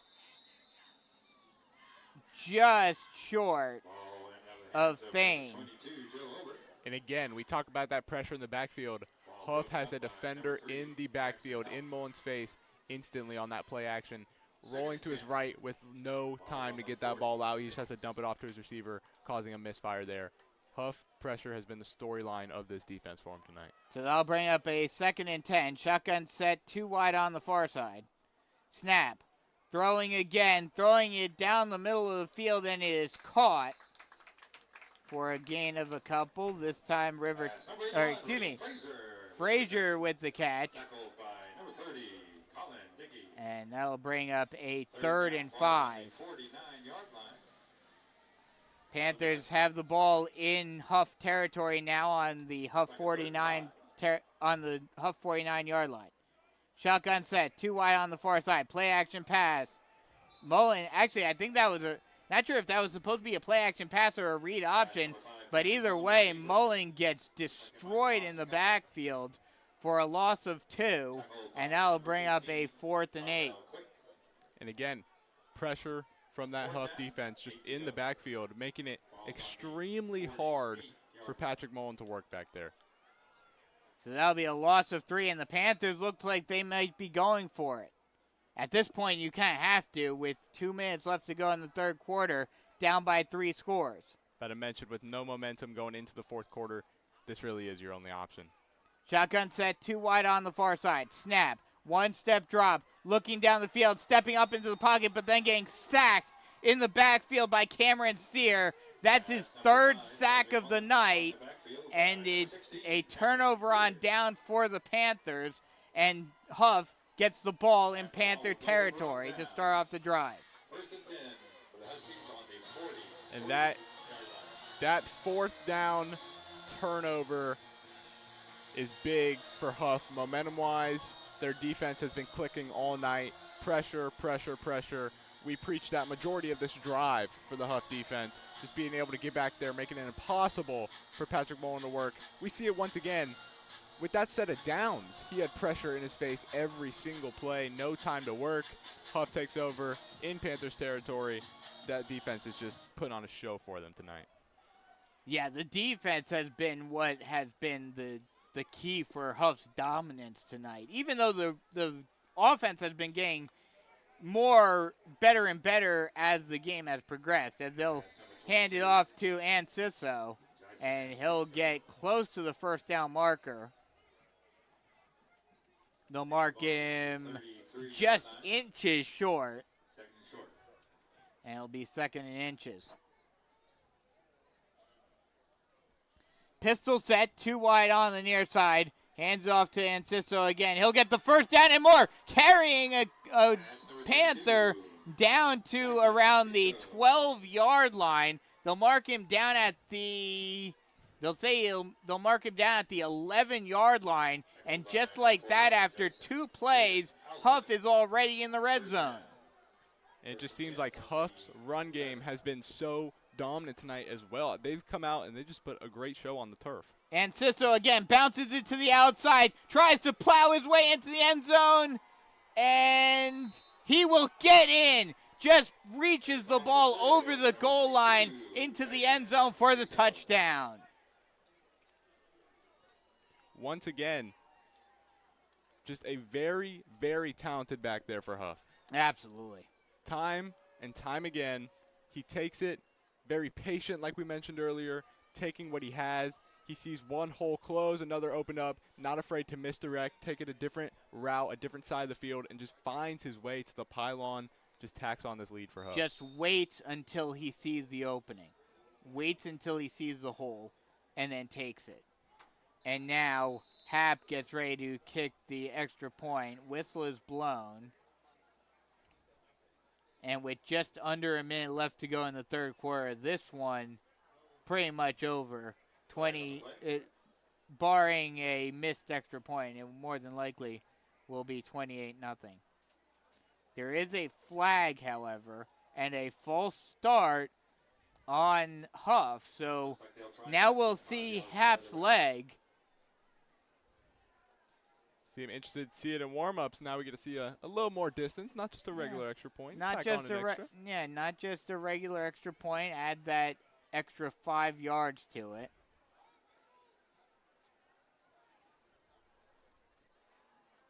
See, here just so much talent at every single position, every side of the ball, offense, defense, special team. I mean, having 12 starters going to Division I programs, either confirmed, committed, or getting those offers. And they've shown it tonight. Just some unprecedented numbers. Yeah. snap. The slightly longer extra point is good still with plenty of room to spare. Happ shows his leg, and with 52.5 seconds left to go in the third quarter, it is 28-0. Panthers down by 4 scores. We'll take a quick break and come right back with more Carolina Forest Panther football action. Switching is easy. We do it all the time. We switch on the lights. We switch TV channels. Some of us switch partners while square dancing. Well, that's a stretch. But what's not a stretch is how you can switch and save with State Farm. In fact, State Farm agent Tony McAfee, right here in Carolina Forest, can switch you over so you can start saving today. Tony and his team are ready to welcome you to the State Farm neighborhood. With Tony McAfee, it's easy to switch and save. Just give him a call. When you want the real deal, like a good neighbor, State Farm is there. With this game pretty much all but over, what do you do as the Panthers right here just to kind of give yourself some sort of, consolation prize at this point? I would say we've seen the offense, we've seen the starters, we've seen the defense, we've seen the starters. Put in your young guys. We'll see, obviously, first stringers, just the performance, they've been leaving it all out there. They've been giving it their all. They've been playing as tough as possible. But now, maybe turn it over, see what your young guys can do against a talented, tough defense. Put them in, get them some experience against a very, very strong Hough squad. But there still is 12 minutes remaining. We probably won't see that. There's no 12 minutes. 12 minutes. Give it your best effort. Anything can happen the way this defense has been playing. Turnover, turnover, turnover. Just play your tough brand of defense. You just got to keep your foot on the gas. You cannot give up. I know it's hard. You just got to get your best foot forward. The kickoff goes out of the end zone for a touchback. That was another Jennifer Mullen with Realty One Group dockside kickoff.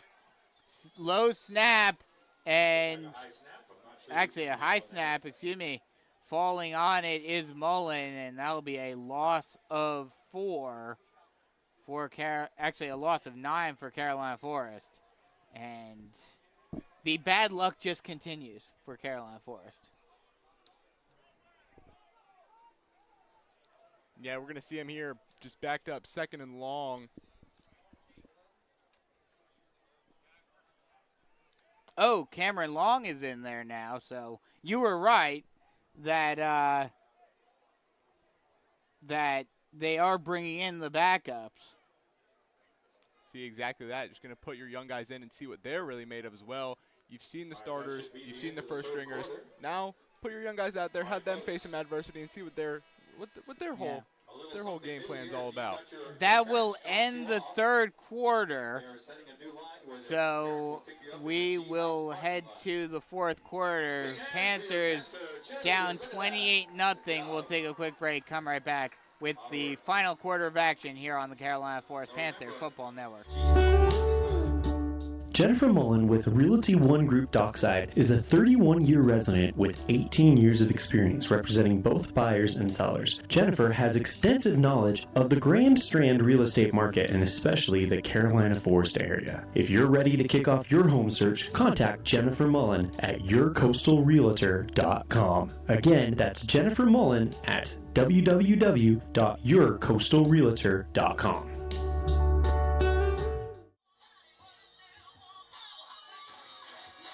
Start of the fourth quarter here in Carolina Forest, and the Panthers just look to try to get something going, try to get some sort of consolation, try to get some sort of momentum going into another tough matchup here at Panther Stadium next week when they face Irmo, Irmo has some talent too, so that's not going to be a cakewalk either. And like we talked about last week and this week as well, this 3-game gauntlet for the Panthers in non-region play. Last week, disappointing finish, with it being the tie due to the storm, but certainly better than what we've had tonight. That's right. That's exactly right. And Irmo, is going to be another tough challenge for this team next week. Going to build off what you have this week, go into next week, put your best foot forward, game plan with the best of your ability. Shotgun set, 2 wide on either side. Mullen runs the screen, Long runs the speed option, and will get taken down right at the line of scrimmage. That was number 3, Cameron Long, tackled by number 34. See, we know Cam Long is very lethal with his legs. We know he is a mobile quarterback, and when he sees a hole, he is not afraid to take off. So that'll bring up a 3rd and very long. Shotgun set. High snap for Long. Long rolls out to his left, trying to find somewhere to go, but will get taken down. Actually flipped it out and is caught. That's number 2, Waylon But Ward. only a gain of 1 on that little flip pass to Ward. And that'll bring up 4th down. Ball spotted on the 15-yard line. It'll be 4th and long here in their own territory. See Roman Fisher come out here for the 7th time tonight. Again, if your parents are picking And you they're up, make sure they come exactly to the right front after we gate mentioned it. and take Cam you not up afraid to take off his House legs, Park moving Lot. in that backfield, moving in the pocket, and just takes what he can get. And unfortunately, it's been that type of night. All he could get, 1-yard low dump off to Quay Ward. And another punt will be fielded at the 45-yard line. Trying to find a hole. Still on his feet. Going down the sideline before finally getting pushed out of bounds at the 19-yard line is Sean Brady again. Out of bounds by number 30. And he's had a great game outside of the muffed punt. Has had a great game on punt returns thus far. There is a flag on the play. There is a flag, however, so this one may be coming back. Looks like the Panthers are going to pay for this one. Oh, no, it might be on the Panthers.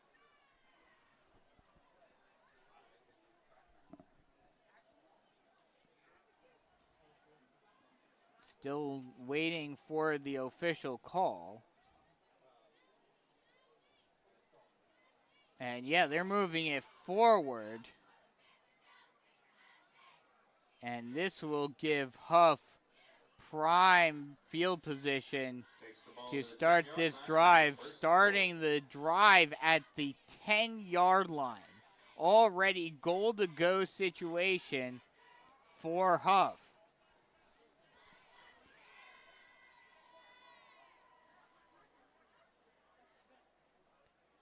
Right here, a big bend don't break moment for the Panthers here. Obviously down 28-0, but you still want to take what you can get. See what they can do here. This bend don't break. High snap, hands it off, trying to plow through it. Funderburk, and he just takes a couple of Panthers into the end zone for the touchdown. And the lead continues to grow. It is now 34-0, and with the extra point, it will presumably become 35. And we are officially, well, once the extra point gets hit, we will be in a running clock for the remainder of this one.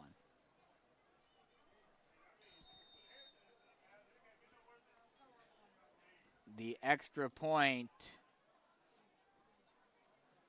is up and good, and that will create the running clock situation. Looks like we might have a little penalty tacked on to the end of this too. Maybe book him for a little running into the kicker. Had a Kick after the touchdown is good. they do book him Yeah, right on that. yeah, it's going to be a running into the kicker for Carolina Forest. It's ironic. After 2 weeks ago, we were talking about the game against West Brunswick potentially getting on the biggest wins category. This game probably won't get up to the biggest losses. Only have the top 5 on there. But the number 5 was a 51-0 loss to Marion in the inaugural season of Carolina Forest football back in '98. So probably won't get to that number in this game. Might see a little Saved by the Bell moment here, the running clock, Yeah. sort of run this game out, not try to give Huff the ball back too much time. Yeah, you're exactly right. The irony, talking about West Brunswick avoiding being on the biggest win list. Now we're sort of fighting our own little battle. Exactly. Just don't get on that list. Yeah. Now we're in West Brunswick's shoes a little bit. Now if the Huff offense was as dynamic in the first half as it has been in the second half, then that number could have definitely been in range. I definitely agree with that. It would be a lot different looking score if this offense came out and clicked the way it did right out of the locker room.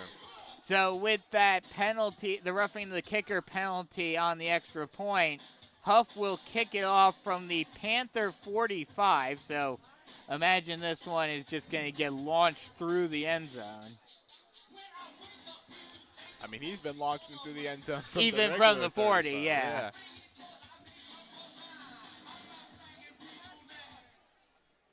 The kick is up, and yeah, that's exactly what he's going to do. Launch it onto the track. Check your keys. We still have a set of keys up here in the press box. So if you do not I will say, every time you kick onto the track, likes to take a weird little bounce. They're making the ball boy work over there. Just because it's 35-0, can't. Game's not over yet. Still got to work a little bit for that ball boy. So the Panthers offense comes back out on the field. First and 10 for the Panthers on the 20-yard line.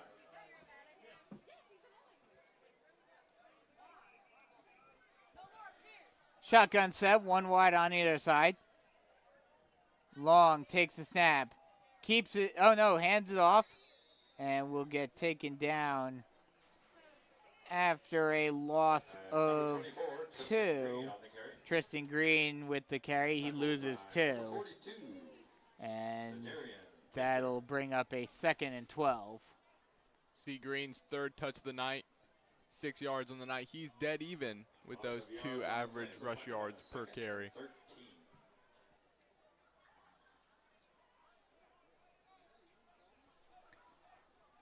And yeah, this is just unfortunately one of those games that you never like to see. Shotgun set, one wide on either side. Long takes the snap, hands it off to Green. Oh no, actually a play action pass, throws it to the far sideline, and it is caught right by the first down marker. River Thane with the reception, and they will say he just got enough for the first down. So that'll be a Tony McAfee State Farm Carolina Forest first down. That, if they could have done that earlier, this might be a different game. 2 for 2. Cameron Long here start off. High snap, hands it off to Green, and he'll fall forward for a gain of 6. And granted, I think the at least some of the second string Huff defenders are out there as well. So Ladarian Mentor still out there. He's committed to Old Dominion. Hands it off to Green, and Green again. Green tries to fall forward, still on his feet, and oh no, fumble, and it looks like Huff has come up with it. Looks like recovered by number 9, Xavier Wins. Oh no, actually I take that back. Xavier Wins is able to come up with it. It looks like number 9, Samurai. Oh, yep, I was right. That's what I thought. Samari Matthews comes up with it. The 4-star cornerback gets the fumble recovery, and now Huff gets the ball back once again in Carolina Forest territory. Shotgun set, 2 wide on either side. And now the backup quarterback, Ethan Royal, is out there. High snap, and he'll throw it out to the far sideline. Ethan Royal, only a sophomore, but already he is expected to be another prospect. No official offers yet, as he is only a sophomore, but he is expected to get some offers coming up next season. So you get him some work tonight, really get him worked into this offense, see what he's all about. Working against this second-string Panthers defense, but any game time, any experience is better than none. 8 minutes left to go in this one. Snap and whistles are blown.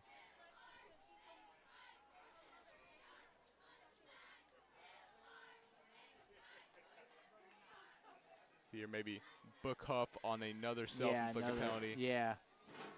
All right, looks like the ball goes back against the Huskies, taking it to the 36-yard line. Second down. And 7.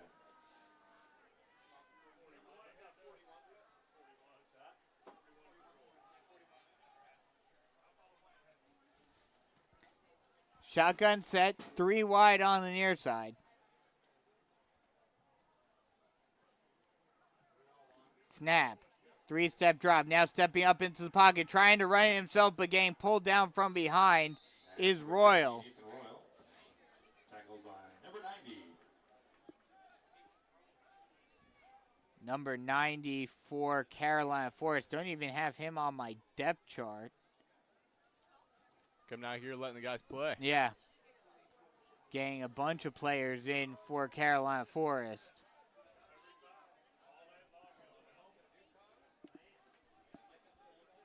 Shotgun set, 3 wide on the near side. Royal will throw it far side, and it is incomplete. Trying to get it to Ty Evans. Bring up 4th down here for the Huskies, about 4th and 7. So you're at the Panthers' 35-yard line. Just under 7 minutes left to go in the game.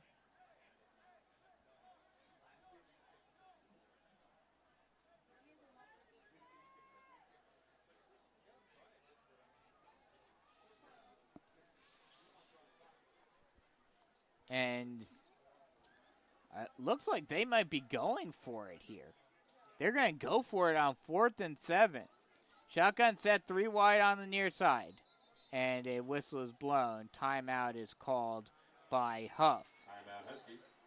So we'll take a quick break with them. 6:52 left to go in the game. 35-0 Huff in the lead. Switching is easy. We do it all the time. We switch on the lights. We switch TV channels. Some of us switch partners while square dancing. Well, that's a stretch. But what's not a stretch is how you can switch and save with State Farm. In fact, State Farm agent Tony McAfee, right here in Carolina Forest, can switch you over so you can start saving today. Tony and his team are ready to welcome you to the State Farm neighborhood. With Tony McAfee, it's easy to switch and save. Just give him a call. When you want the real deal, like a good neighbor, State Farm is there.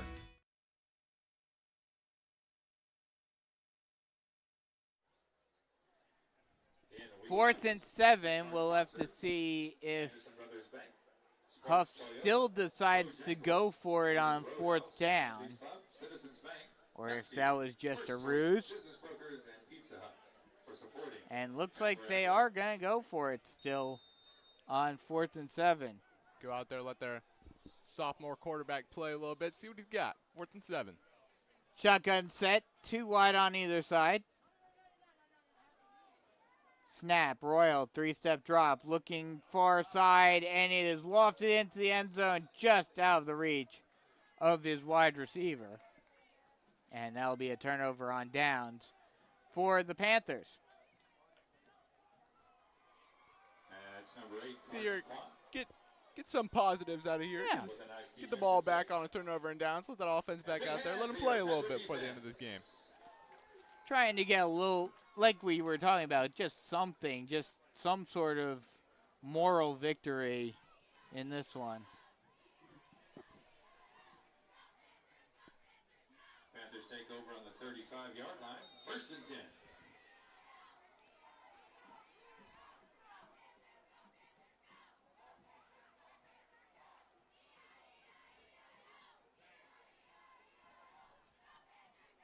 Shotgun set, 2 wide on the far side.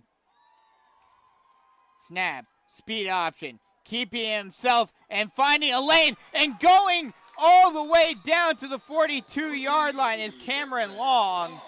And he just showed what we might be seeing come next season with Cameron Long at the helm of this offense. Definitely more of that read option, Mark Morris style offense with Cameron Long out there. And that's what Cam Long is all about. That's what he brings to the table. Very, very good with his legs. We mentioned it earlier. He finds a hole. He finds a gap. He is not afraid to exploit it and take it for all it's worth. Shotgun set, 2 wide on the near side. Snap, hands it off, and this time Green is swallowed up behind the line of scrimmage for a loss of 2.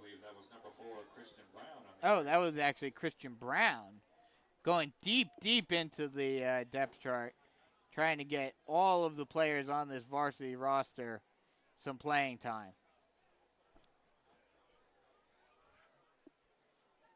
That's what it's all about. Late into this game, a game such as this one, it's just all about experience, building in that in-game experience, letting them play, letting them fly around, letting them match up. You just go out there and have fun. Shotgun set, 2 wide on the near side. High snap, play action pass, throws it to the far side on a in route, and it is caught. That's number 85, River. That is River Thane who makes the catch. And he'll get a gain of 3, and it'll be a 3rd and 9. 5.5 minutes left to go in this one. And something you can look forward to. Cam Long, 3 for 3, 14 pass yards. Granted, it's against, Huff's backup defense, but any victory in this situation you will take. They'll go with the speed option again. Still on his feet and getting a good gain is Long. And he'll be just a little short of the line to gain. So again, running straight at a defender, not afraid to put his body on the line, going right towards those chains, and doing just that. Oh, actually, it will be just enough for a Tony McAfee State Farm Carolina Forest first down. And that's thanks to him not being afraid to put his body on the line and go straight at those chains. Shotgun set, 2 wide on the far side. Long takes the snap, read option, keeps it himself, and he'll get taken down for a loss of about half a yard.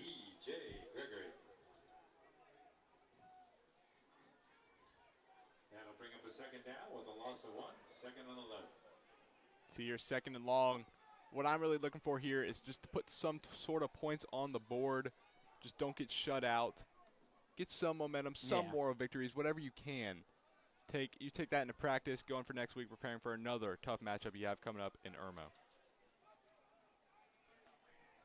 So it'll be a 2nd and 10.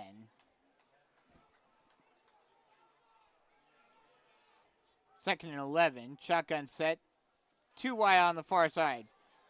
Long will keep it himself. Now tries to step forward and will get wrangled down after a loss of 3. And that is the 6th sack taken tonight by a Panthers quarterback, regardless of whether it's Patrick Mullen, Cameron Long, whoever you are, it hasn't been easy. Yeah. This defensive front for Huff has been getting into the backfield all night. And running game, passing game, Panthers just haven't been able to do anything tonight. Shotgun set, 3 wide on the far side. Snap, play action pass. Long tries to throw it deep, and it's out of the reach of the intended target.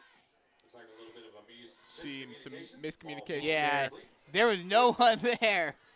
There was no one there along the sideline, and Long must have thought there was someone that was supposed to be there.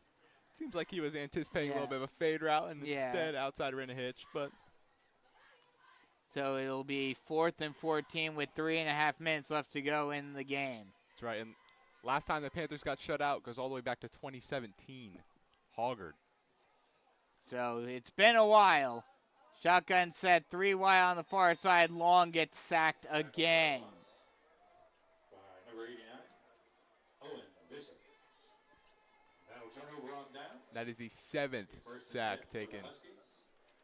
This defensive unit from, Huff has just not made it easy for anyone. Regardless, running backs, quarterbacks, receivers have not been able to get anything established.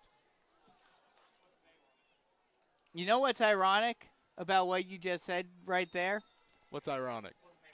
That last shutout that the Panthers had against Hoggard in 2017 was also the last time the Panthers lost to a North Carolina school. Oh, wow. So, A little bit of a double whammy. yeah, coming double up here. whammy right there.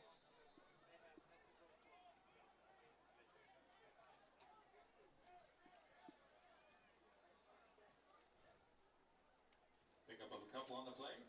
Second and 8. As a quick little run gets Huff 2 yards, and it'll be second and 8. Play action pass, throws it on a little hitch route. Number 10 with the catch. That is Jadon Rourke with the reception. And he'll get a gain of a few and enough for another Huff first down. Shotgun set 3 wide on the near side. They'll hand it off. And nowhere to go for Joey Lembo. And he'll get taken down. Loss of a yard, so he'll be second and 11. 2.5 minutes left to go in this one. Some quick little play calls here from Huff. They just want to get all the experience they can in for these guys. Snap, 3, rolling out to his right, looking down the sideline, and it is caught along the sideline by number 14, Caden Hornsby. Tackled by number 24, Tristan Green. Tristan Green with the tackle.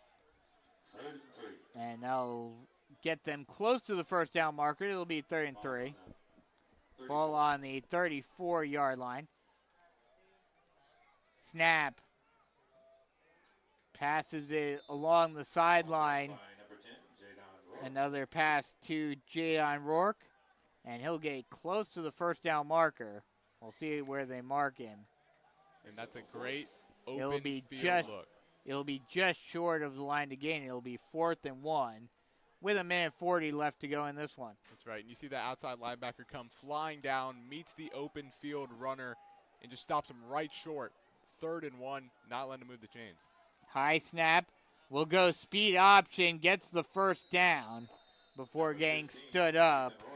Ethan Royal using his legs to get the first down. Number 76, DeMarcus Douglas. Looks like they're giving him a first down. Ball's on the 30-yard line, 1st and 10 for the Huskies. 1:23 left to go in this one. Shotgun set 3 wide on the near side. Throwing it into the end zone, and it is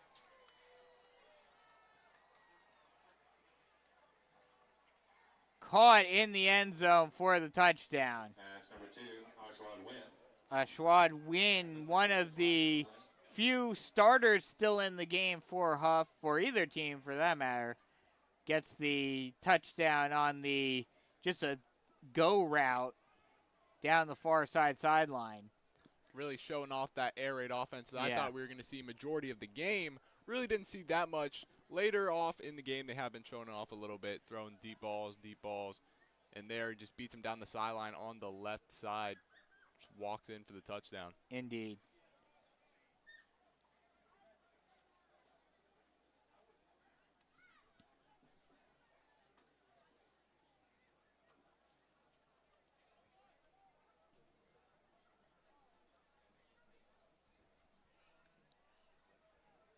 So the extra point. Are they going for 2 here? Yeah, they're going for 2.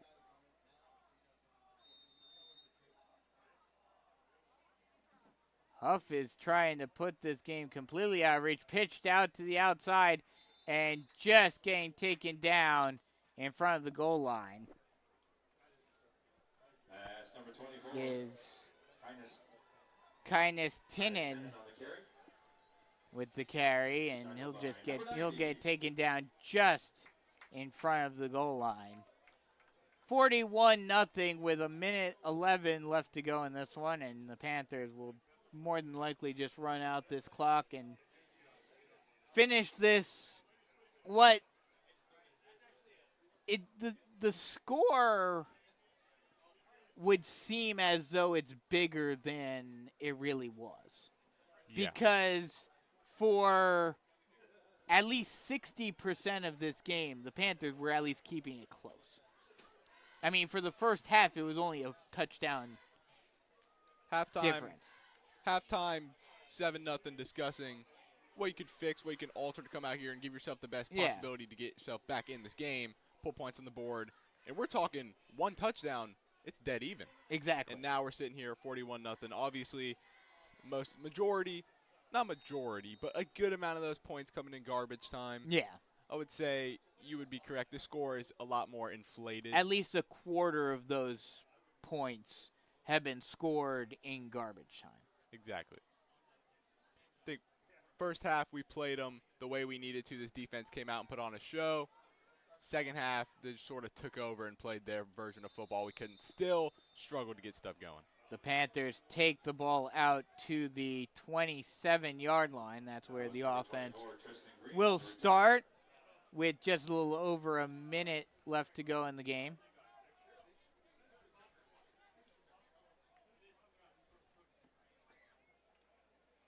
Taking the ball down to the 26-yard line, it'll be 1st and 10 for the Panthers.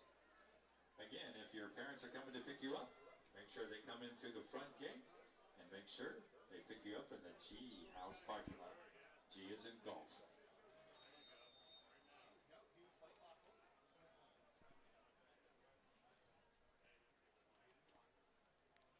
Snap. Screen pass out is caught and taken down the sideline to about the 37-yard line by Caden Cole.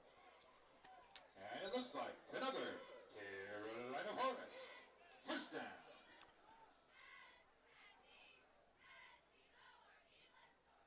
Snap.